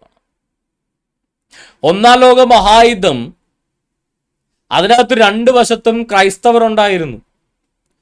യേശുക്രിസ്തുവിന്റെ വാക്കുകളായ പുതിയ നിയമത്തിലെ സുവിശേഷത്തിലെ ഒരു വാക്കും ഉപയോഗിച്ചല്ല അവർ യുദ്ധം ചെയ്തത്. യേശുക്രിസ്തു ശത്രുക്കളെ പോലും സ്നേഹിക്കാനും ഒരു കർണത്തടിച്ചാൽ മറുകർണം കാണിച്ചു കൊടുക്കാനും പറഞ്ഞിട്ടാണ് ഇവിടെ നിന്ന് പോയത്. ആ ഉപദേശം വെച്ചല്ല ആ രണ്ട് ഭാഗത്തുള്ള ക്രിസ്ത്യാനികളും യുദ്ധം ചെയ്തത്. അപ്പം പിന്നെ അത് ക്രൈസ്തവ യുദ്ധമല്ല, അത് രണ്ട് രാജ്യങ്ങൾ തമ്മിലുള്ള യുദ്ധം മാത്രമാണ്. വടക്കൻ അമേരിക്കയിൽ 100 മില്യൺ അമേരിക്കക്കാരെ കൊന്നത് മുസ്ലിങ്ങളായിരുന്നില്ല, ശരിയാണ്. യേശുക്രിസ്തുവിന്റെ ഉപദേശം അനുസരിച്ചിട്ടല്ല, വിശുദ്ധ വേദപുസ്തകം അനുസരിച്ചിട്ടല്ല വടക്കേ അമേരിക്കയിൽ 100 മില്യൺ അടിമകളെ അല്ല 100 മില്യൺ അമേരിക്കക്കാരെ കൊന്നത്. അതുകൊണ്ട് അത് ക്രൈസ്തവ ആക്രമണമല്ല, അത് ബ്രിട്ടീഷുകാരെ നടത്തിയ ആക്രമണമാണ്. 180 മില്യൺ ആഫ്രിക്കൻ റൂമികൾ അടിമകളാക്കിയത് ഈ പുതിയ നിയമ വേദപുസ്തകം അനുസരിച്ചിട്ടല്ല. അതുകൊണ്ട് തന്നെ അത് ക്രൈസ്തവാക്രമണമല്ല, അത് മുസ്ലിങ്ങൾ നടത്തിയ ആക്രമണവും അല്ലെങ്കിൽ ബ്രിട്ടീഷുകാർ നടത്തിയ ആക്രമണവുമാണ്. എന്നാൽ ഈ ബോണ്ടേ ആക്രമണം എന്തുകൊണ്ടാണ്, ഹമാസിന്റെ ഭീകരാക്രമണം എന്തുകൊണ്ടാണ്, അജ്മൽ കസബ് നടത്തിയ ഭീകരാക്രമണം എന്തുകൊണ്ടാണ് ഇസ്ലാമിക തീവ്രവാദാക്രമണമായിട്ട് മാറുന്നത്? ആ ആക്രമണം നടത്തിയ അജ്മൽ കസബിന് ഈ പറയുന്ന ഇന്ത്യയിൽ അവൻ വെടിവെച്ച് കൊന്ന ഒരാളുമായി കണ്ടു പരിചയം പോയിട്ട് കേട്ട് പരിചയം പോലുമില്ല. ഛത്രപതി ശിവജി ടെർമിനസിൽ നിന്ന് ഇറങ്ങി നിന്നുണ്ട്, ആ റെയിൽവേ സ്റ്റേഷനിൽ ഇറങ്ങി നിന്ന കണ്ണി കണ്ട എല്ലാവരും വെടിവെച്ച് കൊല്ലുകയായിരുന്നു അവൻ ചെയ്തത്. അവനെ ജീവനോടെ പിടിക്കുകയും BBC അടക്കമുള്ള മാധ്യമങ്ങൾ അവൻ്റെ ജന്മദേശത്ത് നിന്ന് അവൻ്റെ അപ്പനെ അമ്മേനെ വരെ ഇൻ്റർവ്യൂ ചെയ്തുകൊണ്ട് മാത്രമാണ് അവൻ ജൂതനാൽ ആകാതെ രക്ഷപ്പെട്ടത്. എന്നിട്ട് പോലും അത് RSSകാരുണ്ടാക്കിയതാണെന്ന് പറഞ്ഞ് നടക്കുന്ന പൊട്ടന്മാർ ഇവിടെ ഇപ്പോഴും ഉണ്ട്. അവനെ ജീവനോടെ പിടിച്ച് BBC അടക്കമുള്ള മാധ്യമങ്ങൾ അവൻ്റെ പാകിസ്ഥാനിൽ അവൻ്റെ വീട്ടിൽ പോയി എൻ്റെ അപ്പനെ അമ്മേനെയും വരെ ഇൻ്റർവ്യൂ ചെയ്തിട്ട് പോലും അജ്മൽ കസബ് ജൂതനായിരുന്നു ഒരു സമയം വരെ, അവൻ RSSകാരനായിരുന്നു ഒരു സമയം വരെ. ഓക്കെ, ആ അജ്മൽ കസബ് ഒരു പരിചയമില്ലാത്ത ഇന്ത്യക്കാരെ കൊന്നൊടുക്കാൻ അവനെ പ്രേരിപ്പിച്ച ആപ്തവാക്യം കാഫറുകൾക്കെതിരെ ജിഹാദ് നടത്തുന്ന ഇസ്ലാമിക മുദ്രാവാക്യം. ജിഹാദ് എന്ന് പറയുന്നത് സാമൂഹിക ബാധ്യതയാണ് എന്നുള്ള, ഫർള് കിഫായയാണെന്നുള്ള ഇസ്ലാമിക മുദ്രാവാക്യം. ആ പാകിസ്ഥാനിൽ നിന്ന് വന്ന ഭീകരപ്രവർത്തകന് വേണ്ടി മയ്യത്ത് നിസ്കാരം നടത്താൻ കേരളത്തിലെ മുസ്ലിമിന്, അജ്മൽ കസബിനെ ജീവിതത്തിൽ ഒരിക്കൽ പോലും കണ്ടിട്ടില്ലാത്ത കേരളത്തിലെ മുസ്ലിം, അവന് വേണ്ടി മയ്യത്ത് നിസ്കാരം നടത്താൻ അവരെ പ്രേരിപ്പിച്ചത് എന്താ? ജിഹാദ് എന്ന് പറയുന്നത് ഇസ്ലാമിനെ സംബന്ധിച്ചിടത്തോളം യുദ്ധമല്ലാത്ത കാലത്ത് അത് സാമൂഹിക ബാധ്യതയാണ്, കളക്റ്റീവ് റെസ്പോൺസിബിലിറ്റിയാണ്, ഫർള് കിഫായയാണ്. അപ്പൊ എന്ത് ചെയ്യും? ഒരുത്തൻ ചെയ്താൽ മനസ്സുകൊണ്ടോ ശരീരം കൊണ്ടോ അവനെ പിന്തുണക്കണം. അങ്ങനെ പിന്തുണച്ചു കഴിഞ്ഞാൽ ആ പുണ്യം അവനും കിട്ടും, അവൻ്റെ കടം വീടും. അവൻ്റെ സാമൂഹിക ബാധ്യത എന്നുള്ള ആ ബാധ്യത, കടം അവന് വീണ്ടും കിട്ടും. അതിനുവേണ്ടിയാണ് അജ്മൽ കസബ് കാഫറുകളെ കൊന്നതും ആ അജ്മൽ കസബിന് വേണ്ടി ഇന്ത്യയിലെ മുസ്ലിങ്ങൾ എന്ത് ചെയ്ത്, കേരളത്തിലെ മുസ്ലിങ്ങൾ മയ്യത്ത് നിസ്കാരം നടത്തിയത്. അപ്പോൾ നമ്മൾ ഈ കാണുന്ന ഇസ്ലാം എന്ന് പറയുന്ന പ്രത്യയശാസ്ത്രം അനുസരിച്ചിട്ട് കൊല നടത്തുന്നതുകൊണ്ടാണ്. നിങ്ങളുടെ തൊട്ടടുത്ത് താമസിക്കുന്ന കാഫറുകളോട് നിങ്ങൾ യുദ്ധം ചെയ്യുക, അവർ നിങ്ങളിൽ രൂക്ഷത കണ്ടെത്തണം എന്ന് പുസ്തകത്തിൽ എഴുതി വെച്ചിരിക്കുമ്പോൾ, ആ കാഫറുകളെ നിങ്ങൾ എവിടെ വെച്ച് കണ്ടാലും വെട്ടിക്കൊല്ലുക എന്ന് സൂറത്ത് തൗബയിൽ എഴുതി വെച്ചിരിക്കുമ്പോൾ, യഹൂദന്മാരും ക്രിസ്ത്യാനികളും ഇസ്ലാം മതം സ്വീകരിച്ചില്ലെങ്കിൽ അവരോട് യുദ്ധം ചെയ്യുക എന്ന്, ലാ ഇലാഹ ഇല്ലല്ലാഹ് എന്ന് പറയാത്തവരോടെല്ലാം യുദ്ധം ചെയ്യാൻ ഞാൻ കൽപ്പിക്കപ്പെട്ടിരിക്കുന്നുവെന്ന് ഇസ്ലാമിക പ്രമാണത്തിൽ എഴുതി വെച്ചിട്ട് അങ്ങനെ യുദ്ധം ചെയ്യാത്തവർ മുസ്ലിങ്ങളല്ല, ജിഹാദ് ചെയ്യാത്തവൻ മുസ്ലിം അല്ല എന്ന് ഇസ്ലാമിക പ്രമാണത്തിൽ എഴുതി വെച്ചിട്ട് ഇവരിന്ന് ഡയലോഗ് അടിക്കുകയാണ്. എന്ത്? അത് ഇസ്ലാമിക ഭീകരാക്രമണമല്ല എന്ന്. അപ്പോൾ ഒന്നാം ലോക മഹായുദ്ധമോ ജപ്പാനിൽ അമേരിക്ക ബോംബിട്ടതോ അത് ഈ ക്രൈസ്തവ ഭീകരാക്രമണമൊന്നുമല്ല. കാര്യം യേശു ക്രിസ്തുവിൻ്റെ വാക്കുകൾ ഉപയോഗിച്ചല്ല, അതിനനുസരിച്ചിട്ടല്ല അവർ ചെയ്തത്, അതിനെതിരായിട്ടാണ് അവർ ചെയ്തത്. എന്നാൽ ഈ പറയുന്ന ഇസ്ലാമിക ടെററിസ്റ്റ് ആക്രമണങ്ങളെല്ലാം ഇസ്ലാമിക ആക്രമണം എന്ന് പറയാൻ കാരണം അതൊരു മുസ്ലിം ചെയ്തത് കൊണ്ടല്ല, അത് ഇസ്ലാം എന്ന് പറയുന്ന പ്രത്യയശാസ്ത്രം അവനെ കൊണ്ട് ചെയ്യിച്ചത് കൊണ്ടാണ്. അത് ഇസ്ലാമിക ടെററിസ്റ്റ് ആക്രമണമാകുന്നത്. അപ്പോൾ ഒരു കൊലപാതകം നടത്തിയ ആൾ കോൺഗ്രസ് അനുഭാവിയാണോ CPM അനുഭാവിയാണോ എന്നത് വെച്ചിട്ടല്ല ഒരു കൊലപാതകം രാഷ്ട്രീയ കൊലപാതകമാകുന്നത്. അതുപോലെ തന്നെയാണ് ഒരു തീവ്രവാദി ആക്രമണം നടത്തുന്നവൻ അവൻ ഏത് മതക്കാരനാണെന്നത് വെച്ചിട്ടല്ല ഒരു തീവ്രവാദി ആക്രമണം മതത്തിൻ്റെ തലയിൽ വരുന്നത്. ഏത് മതത്തിൻ്റെ പ്രത്യയശാസ്ത്രം അനുസരിച്ചാണ് അവനത് ചെയ്തത്, ഏത് മതം ആവശ്യപ്പെട്ടതിനനുസരിച്ചിട്ടാണ് അവൻ ചെയ്തത് എന്നതിൻ്റെ അടിസ്ഥാനത്തിലാണ് അത് തീവ്രവാദി ആക്രമണം, മതത്തിൻ്റെ പേരിലുള്ള തീവ്രവാദി ആക്രമണമായി മാറുന്നത്. ഈ ലോകത്ത് നിന്ന് നിലവിലുള്ളതിൽ ലോകത്ത് ഒരേ ഒരു മതം മാത്രമാണ് അന്യമതസ്ഥരെ കൊന്നൊടുക്കാൻ അനുയായികൾ ഉപദേശിക്കുന്ന മതം, അത് ഇസ്ലാം മതമാണ്. അതുകൊണ്ടാണ് മുസ്ലിം തീവ്രവാദി ആക്രമണം എന്നല്ലാതെ ക്രിസ്ത്യൻ തീവ്രവാദി ആക്രമണമെന്നോ ബുദ്ധ തീവ്രവാദി ആക്രമണമെന്നോ ഹിന്ദു തീവ്രവാദി ആക്രമണമെന്നോ നമ്മൾ കേൾക്കാത്തത് അതുകൊണ്ടാണ്. കാര്യം ഹൈന്ദവരുടെ ഒരു മതഗ്രന്ഥത്തിലും അന്യമതക്കാരെ കൊല്ലാൻ പറയുന്നില്ല. ക്രൈസ്തവരുടെ ഒരു ഗ്രന്ഥത്തിലും നിങ്ങൾ മതം മാറാത്തവരെല്ലാം കൊന്നൊടുക്കാൻ പറയുന്നില്ല. യഹൂദന്മാരുടെ എന്താ പറയുക, ഈ പറയുന്ന ബുദ്ധന്മാരുടെ ഒരു ഗ്രന്ഥത്തിലും മതം മാറാത്തവരെ കൊന്നൊടുക്കാൻ പറയുന്നില്ല. മതം മാറിയില്ലെങ്കിൽ കൊല്ലാൻ പറയുന്ന ഒരേ ഒരു ഗ്രന്ഥവും പ്രത്യയശാസ്ത്രവും ഇസ്ലാം മാത്രമാണ്. മറ്റൊരു മതക്കാരിലും അത്തരത്തിലുള്ളൊരു പ്രത്യയശാസ്ത്രം ഇന്നില്ല എന്നുള്ളതാണ് വാസ്തവം. അപ്പോൾ ഗഫൂർ ഖാ ദോസ്തിൻ്റെ കാര്യം മനസ്സിലായി എന്ന് വിശ്വസിക്കുന്നു. നമുക്ക് മുന്നോട്ട് പോകാം. അടുത്ത അബ്ദു ഫിലോസഫിക്കൽ സ്റ്റാൻഡ്. ആരും തീവ്രവാദിയായി ജനിക്കുന്നില്ല, സംഭവം ശരിയാ. മുഹമ്മദാണ് എല്ലാവരെയും തീവ്രവാദിയായിട്ട് മാറ്റുന്നത്. ഒരു സമൂഹത്തെ അടിച്ചമർത്താനും ഉന്മൂലനം ചെയ്യാൻ ശ്രമിക്കുമ്പോഴും അവൻ പ്രതികരിക്കുമെന്ന്. ഏത് സമൂഹത്തെ? ഓസ്ട്രേലിയയിൽ ഏത് മുസ്ലിമിനെ ആരടിച്ചമർത്തിയെന്നാണ് പറയുന്നത്? ഓസ്ട്രേലിയ ക്രിസ്ത്യാനികളെ മുസ്ലിങ്ങളായി അടിച്ചമർത്തുന്നത്. ഏതെങ്കിലും ക്രിസ്ത്യാനികൾ കൂട്ടം ചേർന്ന് മുസ്ലിങ്ങൾ ഓസ്ട്രേലിയ കൊന്നിട്ടുണ്ടോ? ഇല്ല. എത്ര മുസ്ലിങ്ങൾ ഭീകരാക്രമണമാണ് ഓസ്ട്രേലിയ നടന്നത്? അപ്പോൾ ഇവരുടെ ലോജിക്ക് എന്താ? ഇസ്രായേലിൽ ഗാസക്കാരെ തീവ്രവാദി ആക്രമണം നടത്തിയതിന് പകരമായിട്ട് ഇസ്രായേൽ കുനിച്ചു ചേർത്തി കൂമിനിട്ടിടിച്ചത്, അതിനുവേണ്ടി അങ്ങ് ഓസ്ട്രേലിയ വരെ അവർ പ്രതികരിക്കുമെന്ന്. എൻ്റെ ചോദ്യം ഇത്രയേ ഉള്ളൂ. ആദ്യം ചോദിച്ച അതേ കാര്യം. അങ്ങനെയാണെങ്കിൽ പാകിസ്ഥാനിലെ മുസ്ലിങ്ങൾ ഇന്ത്യയിൽ വന്ന് ഭീകരാക്രമണം നടത്തിയാൽ ഇന്ത്യയിലെ മുസ്ലിങ്ങളെ കുനിച്ചേർത്തിരിക്കണമെന്നാണോ നിങ്ങൾ ഉദ്ദേശിക്കുന്നത്? അങ്ങനെയാണല്ലോ. അങ്ങനെയാണെങ്കിൽ അജ്മൽ കസബ് ഇവിടെ കൊന്നതിനെ കേരളത്തിലെ മുസ്ലിങ്ങൾ എല്ലാത്തിനും നിരത്തിയെടുത്ത് വെടിവെച്ചോളണോ? ആരും തീവ്രവാദിയെ ജനിക്കുന്ന ഒരു സമൂഹത്തെ അടിച്ചമർത്താനും ഉന്മൂലനം ചെയ്യാനും ശ്രമിക്കുമ്പോൾ പ്രതികരിക്കുമെന്ന്. എൻ്റെ പൊന്ന് സാറേ, ഇസ്രായേൽ എന്നല്ല ഏത് രാജ്യത്തിൻ്റെ, ഇപ്പം ഞാൻ ചോദിക്കട്ടെ, സൗദി അറേബ്യയിലേക്ക് യമനികൾ മിസൈൽ വിട്ടു. സൗദി അറേബ്യ എന്ത് ചെയ്യും? യമനികളിലെ മിസൈൽ വിട്ട പട്ടാളക്കാരനെ മാത്രം തെരഞ്ഞു പിടിച്ച് കൊല്ലുവാണോ? അല്ല. സൗദി അറേബ്യ തിരിച്ച് അവിടെ ഫൈറ്റർ ജെറ്റോ മിസൈൽ ഉപയോഗിച്ച് യമനെ മൊത്തത്തിലാണ് ആക്രമിക്കുന്നത്, അല്ലേ? അല്ലാതെ ഹൂത്തി എന്ന് പറയുന്ന രാഷ്ട്രീയ പാർട്ടിയുടെ മെമ്പർമാരെ മാത്രം തെരഞ്ഞെടുത്ത് അവരുടെ വീട്ടുകാരെ എല്ലാം മാറ്റി നിർത്തി ഇവന്മാരെ മാത്രം തെരഞ്ഞു പിടിച്ച് നിരത്തി നിർത്തിയിട്ട് സൗദി അറേബ്യ വെടിവെച്ചു കൊല്ലുവാണോ? അല്ല. സൗദി അറേബ്യ ആ യമനിലേക്ക് മൊത്തത്തിലേക്കാണ് മിസൈൽ വിടുന്നത്. അപ്പോൾ ഹമാസ് എന്ന് പറയുന്നത് കേവലം ഒരു തീവ്രവാദി സംഘടനയല്ല. പാലസ്തീനിലെ ഗാസയിലെ എലക്റ്റഡ് ഗവൺമെന്റ് ആണ് ഹമാസ്. ഒരു സ്ഥലത്തെ എലക്റ്റഡ് ആയിട്ടുള്ള ഒരു ഗവൺമെന്റ് അയൽ രാജ്യത്തെ ആക്രമിച്ചാൽ, ഇപ്പൊ പാകിസ്ഥാൻ ഇന്ത്യയെ ആക്രമിച്ചു എന്നിരിക്കട്ടെ. പാകിസ്ഥാൻ ഇന്ത്യയിലേക്ക് ഒരു വൻ മിസൈൽ ആക്രമണം നടത്തി. ഇന്ത്യയിൽ 100 ആളുകൾ മരിച്ചു. അയ്യോ, ആ മിസൈലിന്റെ മൂട്ടി തീ കൊളുത്തി വിട്ട പാകിസ്ഥാൻ പട്ടാളക്കാരനെ മാത്രമേ കൊല്ലാൻ പാടുള്ളൂ, ബാക്കി അങ്ങോട്ട് നമ്മൾ മിസൈൽ വിടാൻ പാടില്ല എന്ന് പറഞ്ഞാൽ അത് എവിടെ തന്നെയായോ? പാകിസ്ഥാൻ ഇങ്ങോട്ട് മിസൈൽ വിട്ട് 100 ആളുകൾ മരിച്ചാൽ ഇന്ത്യൻ മിസൈലുകൾ തിരിച്ചങ്ങോട്ടും പോകും.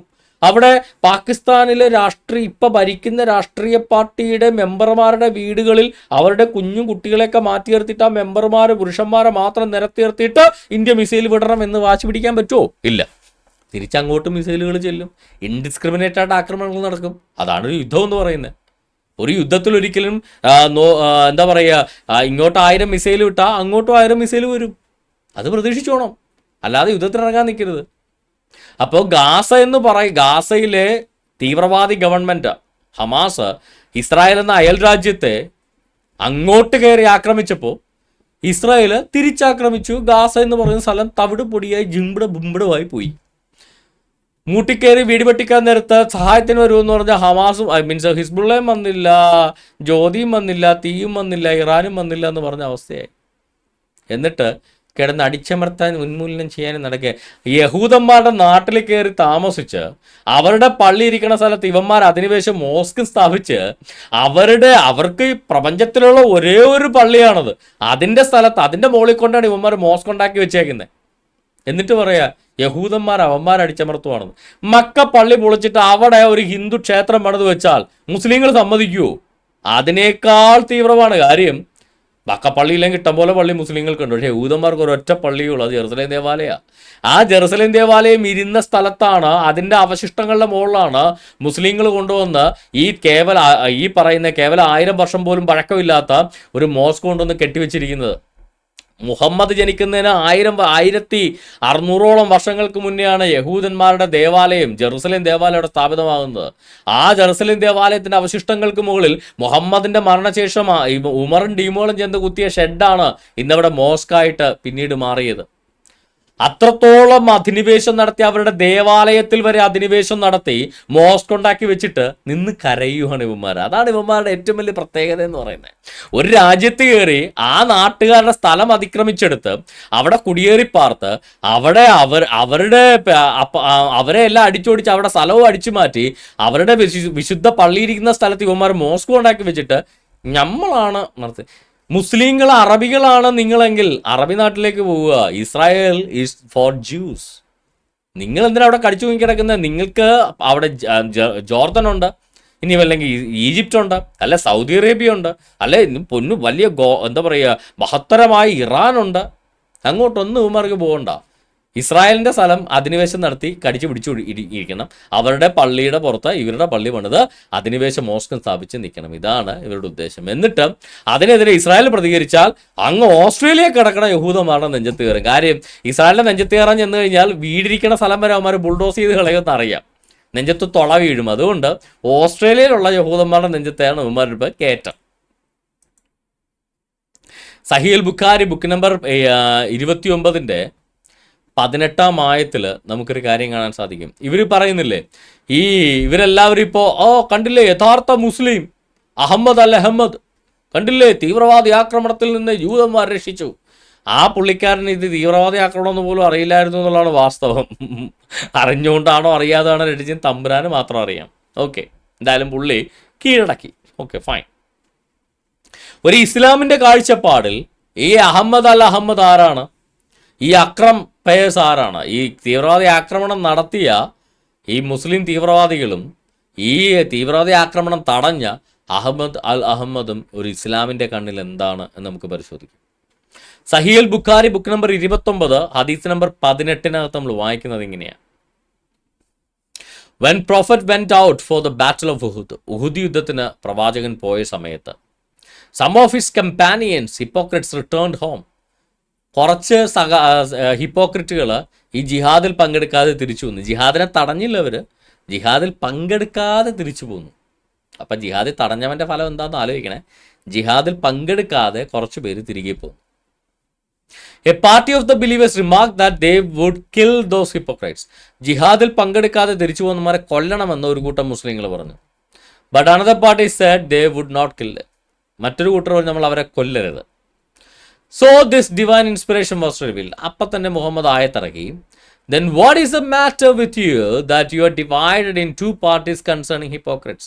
ഈ മുനാഫിക്കുകൾ, ഈ കപടവിശ്വാസികൾ, ഈ അൽ അഹമ്മദിനെ പോലുള്ള കപടവിശ്വാസികൾ, അവരെക്കുറിച്ച് നിങ്ങൾ എന്താണ് ഭിന്നിച്ചിരിക്കുന്നത്? The prophet said, മുഹമ്മദ് പറഞ്ഞു, Medina expels bad persons from it as fire expels the impurities of iron. ഒരു ഇരുമ്പിൽ നിന്ന് ഇംപ്യൂരിറ്റീസ്, തുരുമ്പ്, തീ, അഗ്നി ഇല്ലാതാക്കുന്നത് പോലെ മദീന അതിലെ അഴുക്കുകളെ ഇല്ലാതാക്കുമെന്ന്. അതായത് ഈ ഹിപ്പോക്രറ്റുകളെ നാട് കടത്തും എന്നാണ് മുഹമ്മദ് പറഞ്ഞത്. മദീനയിൽ നിന്ന് അവരെ എക്സ്പെൽ ചെയ്യുമെന്ന്. മദീനയാണ് അന്ന് രാജ്യം. നിങ്ങളൊന്ന് ആലോചിച്ച് നോക്കുക. ജിഹാദിന് പോയിട്ട് അത് ജിഹാദിൽ പങ്കെടുക്കാതെ തിരിച്ചു പോകുന്നതിന് അവർക്ക് നാട് കടത്തലായിരുന്നു ശിക്ഷ. അപ്പോൾ ജിഹാദിന് തടയിട്ട എൽ അഹമ്മദിയുടെ ശിക്ഷ എന്തായിരിക്കും നിങ്ങൾ ആലോചിച്ച് നോക്കുക. ജിഹാദ് എന്ന് പറയുന്നത് ഇസ്ലാമിക പുണ്യകർമ്മമാണ്. കാഫറുകളെ കൊല്ലുക എന്നുള്ളത്, ഒരു ജൂതനെ കൊല്ലുക എന്നുള്ളത് ഇസ്ലാമിലെ പുണ്യകർമ്മമാണ്. അവരെല്ലാ വർഷവും നിർബന്ധമായിട്ടും ചെയ്യേണ്ട ഒരു കർമ്മമാണത്. അപ്പോഴതിനെ അതിൽ നിന്ന് പിന്തിരിഞ്ഞു പോരുന്നവരെ പോലും നാട് കടത്തണമെന്നാണ്. കൊല്ലണമെന്നൊരു കൂട്ടർ പറഞ്ഞു, കൊല്ലരുതെന്ന് മറുകൂട്ടർ പറഞ്ഞു. അവസാനം മുഹമ്മദ് ആയത്തിറക്കി അവരെ മദീന എക്സ്പെൽ ചെയ്യും, അന്നത്തെ ഇസ്ലാമിക രാജ്യത്തിൽ നിന്ന് അവരെ നാട് കടത്തണം എന്ന് പറഞ്ഞു.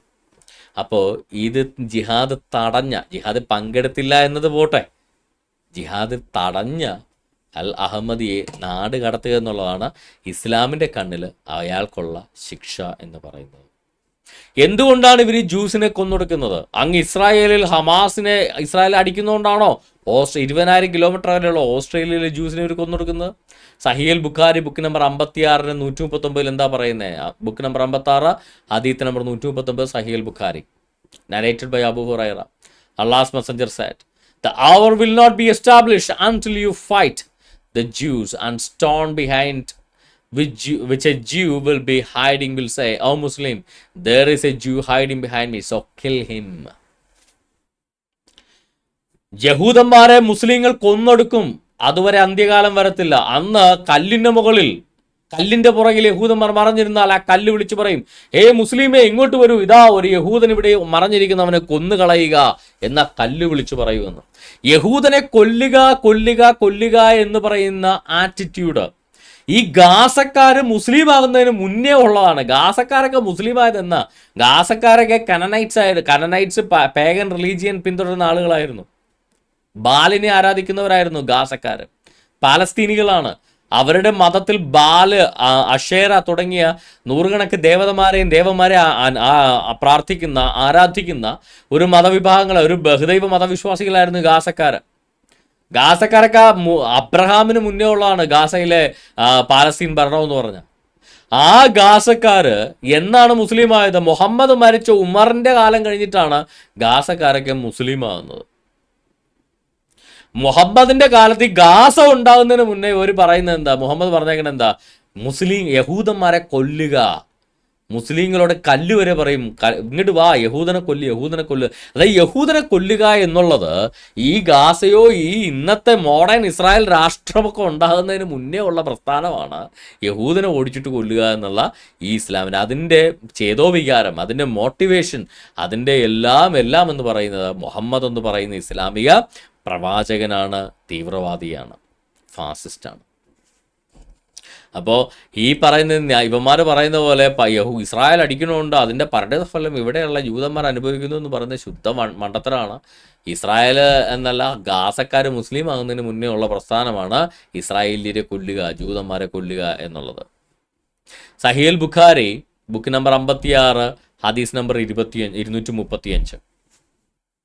ഈ ജിഹാദ് എന്ന് പറയുന്നത് ഒരു നാട്ടിൽ ഒതുങ്ങി നിൽക്കുന്നതല്ല. മുഹമ്മദ് മക്കയും മദീനയൊക്കെ പിടിച്ചടക്കി കഴിഞ്ഞപ്പോൾ മുഹമ്മദ് സീസർക്ക് വരെ ഭീഷണി കത്തയച്ചു, നീ മതം മാറിയില്ലെങ്കിൽ ഞങ്ങൾ നിങ്ങളെ കൊല്ലൂ എന്ന് പറഞ്ഞിട്ടുണ്ട്. എന്നാലോചിച്ചു, റോമൻ എംപറർ സീസർക്ക് വരെ മുഹമ്മദ് കത്തയച്ചു കൊല്ലൂ എന്ന് പറഞ്ഞ്. എന്നിട്ട് സീസറിനെതിരെ ഒരു ഹദീസും കാണാൻ തട്ടിവിട്ടു. അതാണ് ഈ വായിച്ച സഹീൽ ബുഖാരി ബുക്ക് നമ്പർ 56 ഹദീസ് number 235. Prophet said, Khosrau will be ruined and there will be no Khosrau after him. Okay?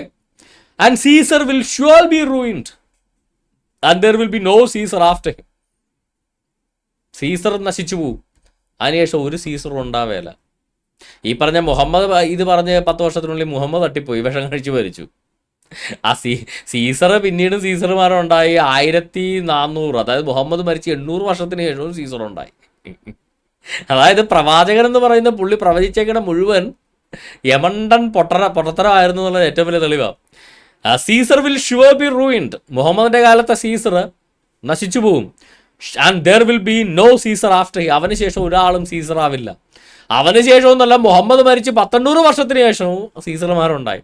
ഈ പറച്ചിൽ ഡയലോഗ് അടിച്ചതിന് ശേഷം പിന്നെ മുഹമ്മദ് 4-5 വർഷം പോലും, 4-5 1 വർഷം പോലും ദഹിച്ച് ജീവിച്ചിട്ടില്ല ഈ ഹദീസിന് ശേഷം. ഇത് പറഞ്ഞ മുഹമ്മദ് തട്ടിപ്പോയി, സീസർ പിന്നെ ഉണ്ടായിരുന്നു, അതിനുശേഷം 1400 AD 1400 വരെ, അതായത് മുഹമ്മദ് മരിച്ച 800 വർഷത്തിന് ശേഷവും സീസർമാരുണ്ടായിരുന്നു. 1400 സംതിങ്ങിലാണ് അവസാനത്തെ സീസർ, കോൺസ്റ്റന്റൈൻ 4 ആണ് അവസാനത്തെ സീസർ മരിക്കുന്നത്. 1400 സംതിങ്ങിലാണ്. അതുവരെ സീസർമാരുണ്ടായിരുന്നു. അതായത് പ്രവാചകൻ എന്ന പേര് മാത്രമേ ഉള്ളൂ, വെറും കള്ളപ്രവാചകനായിരുന്നു എന്ന് പുള്ളി തന്നെ സാക്ഷ്യം പറയുക. പറഞ്ഞേക്കണ ഒരു സാധനം പോലും ഇന്ന് വരെ സംഭവിച്ചിട്ടില്ല എന്നുള്ളതാണ് വാസ്തവം. ഇനി ഈ എന്താ പറയുക, ഇവിടെ ഇപ്പോൾ ഈ ഓസ്ട്രേലിയയിൽ ഭീകരാക്രമണം നടത്താൻ വന്ന ടീമുകൾ എന്തിനു വന്നതാണ്? അഭയാർത്ഥിയായിട്ട് വന്നതാണ്. സ്റ്റുഡൻറ് വിസയിലാണെങ്കിലും അഭയാർത്ഥിയെ പോലെ വന്നതാണ്. ഈ പാലസ്തീനിൽ നിന്ന്, ഓസ്ട്രേലിയയിൽ നിന്നല്ല എല്ലാ രാജ്യത്തേക്ക് അഭയാർത്ഥികൾ വരുന്നു. അയർലൻഡിൽ വരുന്നു, യൂറോപ്പിൽ വരുന്നു. മിക്ക മുസ്ലിം രാഷ്ട്രങ്ങളിൽ നിന്നും യൂറോപ്പിലേക്ക് അഭയാർത്ഥികളായിട്ട് വരുന്നു. സൊമാലിയയിൽ നിന്ന്, അൾജീരിയയിൽ നിന്ന്, അങ്ങനെ ഒത്തിരി രാഷ്ട്രങ്ങളിൽ നിന്ന് മറ്റ് യൂറോപ്യൻ രാഷ്ട്രങ്ങളിലേക്ക് അഭയാർത്ഥികളായിട്ട് മുസ്ലിങ്ങൾ വരുന്നു. അവർ ശരിക്കും അഭയാർത്ഥികളായിട്ടാണോ വരുന്നത്? അല്ല, ദേ ആർ കമ്മിങ് ആസ് ജിഹാദീസ്. അവർ ജിഹാദ് നടത്താൻ വേണ്ടി ജിഹാദികളായിട്ടാണ് വരുന്നത്, അല്ല അഭയാർത്ഥികളായിട്ടല്ല. കാര്യം ഒരുവൻ മുസ്ലിമാണോ അവൻ ഇനി അഭയാർത്ഥിയായിട്ട് പോവില്ല എന്നാണ് മുത്തു പറഞ്ഞേക്കുന്നത്. Narrated by Mujahid, Sahih Bukhari, book number 64, ഹദീസ് number 340. Narrated by Mujahid, I said to Ibn Umar, I want to migrate to Sham. ഞാൻ സിറിയയിലേക്ക് മൈഗ്രേറ്റ് ചെയ്യാൻ ആഗ്രഹിക്കുന്നു എന്ന് മുജാഹിദ് ഉമറിനോട് പറഞ്ഞു, ഇബ്നു ഉമറിനോട് പറഞ്ഞു. അപ്പോൾ അവൻ പറഞ്ഞു, there is no migration but ജിഹാദ്. ഇനി മുതൽ മൈഗ്രേഷൻ, ഹിജറ ഇല്ല, ഇമിഗ്രേഷൻ ഇല്ല, ഇനി മൈഗ്രേറ്റ് ചെയ്യാൻ പാടില്ല. പകരമുള്ളത് ജിഹാദിന് വേണ്ടി പോകാം, അല്ല അഭയാർത്ഥിയായിട്ട് പോകാൻ പാടില്ല. നിങ്ങൾക്ക് പോകണമെങ്കിൽ ജിഹാദായിട്ട് പോകാം. Go and offer yourself for ജിഹാദ്. നീ ഏത് നാട്ടിലേക്ക് പോവുകയാണെങ്കിലും നീ അഭയാർത്ഥിയായിട്ട് പോകാൻ പാടില്ല. നീ അവിടെ ചെന്ന് ജിഹാദ് നടത്താൻ വേണ്ടി നിന്നെ തന്നെ സമർപ്പിക്കുക. And if you find an opportunity for ജിഹാദ്, നീ അവിടെ ഒരു ജിഹാദ് നടത്താനുള്ള ഒരു സാധ്യത അവിടെ ഉണ്ടെങ്കിൽ സ്റ്റേ ദെയർ, നീ അവിടെ താമസിക്കുക. Otherwise come back. ഇന്ന് ആലോചിച്ച് നോക്കണേ. അതായത് മുസ്ലിങ്ങൾ മറ്റു രാജ്യങ്ങളിലേക്ക് അഭയാർത്ഥികളായിട്ടല്ല പോകുന്നതെന്ന് സഹീൽ ബുഖാരി, ബുക്ക് നമ്പർ 64, ഹദീസ് നമ്പർ 350 പച്ചക്ക് എഴുതി വെച്ചേക്കുകയാണ്. മുസ്ലിങ്ങൾക്കുള്ള ഇൻസ്ട്രക്ഷൻ, നിങ്ങൾ മൈഗ്രേറ്റ് ചെയ്യുക, അതായത് നിങ്ങൾ ഈ ഹിജറ ചെയ്യുക, പാലായനം ചെയ്യുക എന്നൊന്നും ഇനി ഇല്ല. മൈഗ്രേഷൻ എന്നുള്ള ഇനിയും ഇല്ല. അഭയാർത്ഥികളായിട്ട് ഇനിയുള്ളൊരു പോക്കില്ല. മക്ക കീഴടക്കിയതിന് ശേഷം ദർ ഇസ് നോ മൈഗ്രേഷൻ. മുഹമ്മദിൻ്റെ വാക്കാണത്. ഇനി നിങ്ങൾ പോവുകയാണെങ്കിൽ നിങ്ങളത് ജിഹാദിന് വേണ്ടിയായിരിക്കണം പോകേണ്ടത്. അപ്പം ഈ പറയുന്ന ഇമിഗ്രൻസ് വരുന്ന എന്തിനാ? ജിഹാദ് നടത്താൻ വേണ്ടിയാണ്. If you find an opportunity for ജിഹാദ്, സ്റ്റേ ദെയർ. നിങ്ങൾ അവിടെ പോയിട്ട്, ഇപ്പം ഇംഗ്ലണ്ടിൽ മുസ്ലിങ്ങൾ ചെല്ലുന്നു, അവരവിടെ ചെല്ലുന്നത് ജിഹാദ് നടത്താൻ വേണ്ടിയാണ്. ജിഹാദ് നടത്താനുള്ള സാധ്യത ഉണ്ടോ എന്ന് നോക്കുന്നു. ഓ, സാധ്യതയുണ്ട്, ഇവിടെ നിന്നാൽ ജിഹാദ് നടത്താം. അങ്ങനെയാണെങ്കിൽ അവിടെ നിൽക്കുക, അതർവൈസ് കം ബാക്ക്. അപ്പോൾ ഈ പറയുന്ന മറ്റ് രാജ്യങ്ങളിലേക്ക് കൊലം കുത്തി ഒഴുകുന്ന ഈ മൈഗ്രേഷൻ എന്ന് പറയുന്നത്, ഇറ്റ് ഈസ് നോട്ട് മൈഗ്രേഷൻ, അത് ജിഹാദാണ്. അവർ കാഫറുകളെ കൊന്നൊടുക്കി, ഇതര മതസ്ഥരെ കൊന്നൊടുക്കി ഇസ്ലാമിക രാഷ്ട്രം സ്ഥാപിക്കാനുള്ള അവരുടെ യുദ്ധയാത്രയാണ് അവിടെ നടക്കുന്നത്. അല്ലാതെ ഒരിക്കലും ഒരു പാവത്തുങ്ങളുടെ യുദ്ധക്കെടുതിയിൽ സങ്കടപ്പെട്ടു വരുന്ന, എല്ലാം നഷ്ടപ്പെട്ടു വരുന്നവരുടെ മൈഗ്രേഷൻ അല്ല നിങ്ങൾ കണ്ടുകൊണ്ടിരിക്കുന്നത്. നിങ്ങൾ കണ്ടുകൊണ്ടിരിക്കുന്നത് മുഹമ്മദിൻ്റെ വാക്കും കേട്ട് വരുന്ന ജിഹാദികളുടെ ഒരു സൈനിക യാത്രയാണ് നിങ്ങൾ കണ്ടുകൊണ്ടിരിക്കുന്നത്. അവർ മൈഗ്രേറ്റ് എന്ന് പറയുന്നത് അവരുടെ തട്ടിപ്പ് മാത്രമാണ്. അവർ വരുന്നത് ജിഹാദിനാണ്. അവർ ഒരു സ്ഥലത്ത് വന്ന് താമസിച്ചാൽ അത് ജിഹാദിന് പറ്റിയ സ്ഥലമാണെന്ന് അവർക്ക് ബോധ്യമുള്ളത് കൊണ്ടാണ്. ജിഹാദിന് പറ്റിയ ഇടമല്ലെങ്കിൽ അവർ അപ്പം തന്നെ അവിടെ നാട് വിട്ടു പോകും എന്നുള്ളതാണ് വാസ്തവം. ഇത്രയും കേട്ടതിൽ നിന്ന് നിങ്ങൾക്ക് എന്ത് മനസ്സിലായി? ഒരു മുസ്ലിം കൊല്ലുന്നത് കൊണ്ടല്ല, ഒരു മുസ്ലിം കൊലപാതകം ചെയ്താൽ അത് ഇസ്ലാമിക തീവ്രവാദി ആക്രമണമൊന്നും ആവില്ല. ഒരു മുസ്ലിമും അമുസ്ലിം തമ്മിലൊരു വഴക്കുണ്ടായി, ഒരു മുസ്ലിം കത്തിയെടുത്ത് കുത്തിരി മുസ്ലിമിനെ കൊന്നു, അത് ഇസ്ലാമിക തീവ്രവാദി ആക്രമണമല്ല. ഒരു മുസ്ലിം ഇസ്ലാമിലെ തിയോളജി അനുസരിച്ച്, ഇസ്ലാമിലെ വേദശാസ്ത്രം അനുസരിച്ച്, ഇസ്ലാമിലെ കർമ്മശാസ്ത്രം അനുസരിച്ച് ജിഹാദ് ചെയ്യാൻ പുറപ്പെട്ട് ആ ജിഹാദിൽ കാഫറുകളെ കൊന്നൊടുക്കിയാൽ അത് തീവ്രവാദി ആക്രമണം. മൈഗ്രേഷൻ എന്ന് പറയുന്നത് it's not real. Muslim migration is not real. അവർ ചെയ്യുന്നത് മൈഗ്രേഷൻ അല്ല, അവർ ജിഹാദിന് വേണ്ടി ആളെ കൂട്ടുകയാണ് അവർ ചെയ്യുന്നത്. അത് കേരളത്തിൽ വരുന്ന ബംഗ്ലാദേശികളാണെങ്കിലും ശരി, അവർ ചെയ്യുന്നത് ജിഹാദിന് ആളെ കൂട്ടുകയാണ്. ഇത് ഞാൻ പറഞ്ഞതല്ല, ഇസ്ലാമിൻ്റെ ശരീഅത്തിനകത്തുള്ള സഹീഹ് ബുഖാരിയുടെ അകത്തുള്ള കാര്യമാണ് ഞാൻ ഈ പറഞ്ഞത്, അല്ലാതെ എൻ്റെ വ്യക്തിപരമായ വാക്കുകളല്ല. ഇത്രയും പറഞ്ഞുകൊണ്ട് ഇത്തെ പ്രോഗ്രാം ഞാൻ വൈൻഡപ്പ് ചെയ്യുകയാണ്. ഇത്ര നേരം എന്നെ കേട്ട എല്ലാവർക്കും കർത്താവായ യേശു ക്രിസ്തു നാമത്തിൽ നന്ദി സ്നേഹവന്ദനത്തെ അറിയിക്കുന്നു. നമുക്ക് ക്ലബ് ഹൗസിൽ നമുക്ക് ഓഡിയൻസ് ഉണ്ട്, അതുപോലെ വാട്സപ്പിൽ കോൾ ചെയ്യുന്നവരുണ്ട്. നമുക്കൊരു 5-10 മിനിറ്റ്സ് നമുക്ക് ആരെങ്കിലും ഉണ്ടെങ്കിൽ നോക്കിയിട്ട് നമുക്ക് ഇന്നത്തെ പ്രോഗ്രാം വൈൻഡപ്പ് ചെയ്യാം. ദൈവം നിങ്ങളെല്ലാവരും ധാരാളമായിട്ട് അനുഗ്രഹിക്കട്ടെ.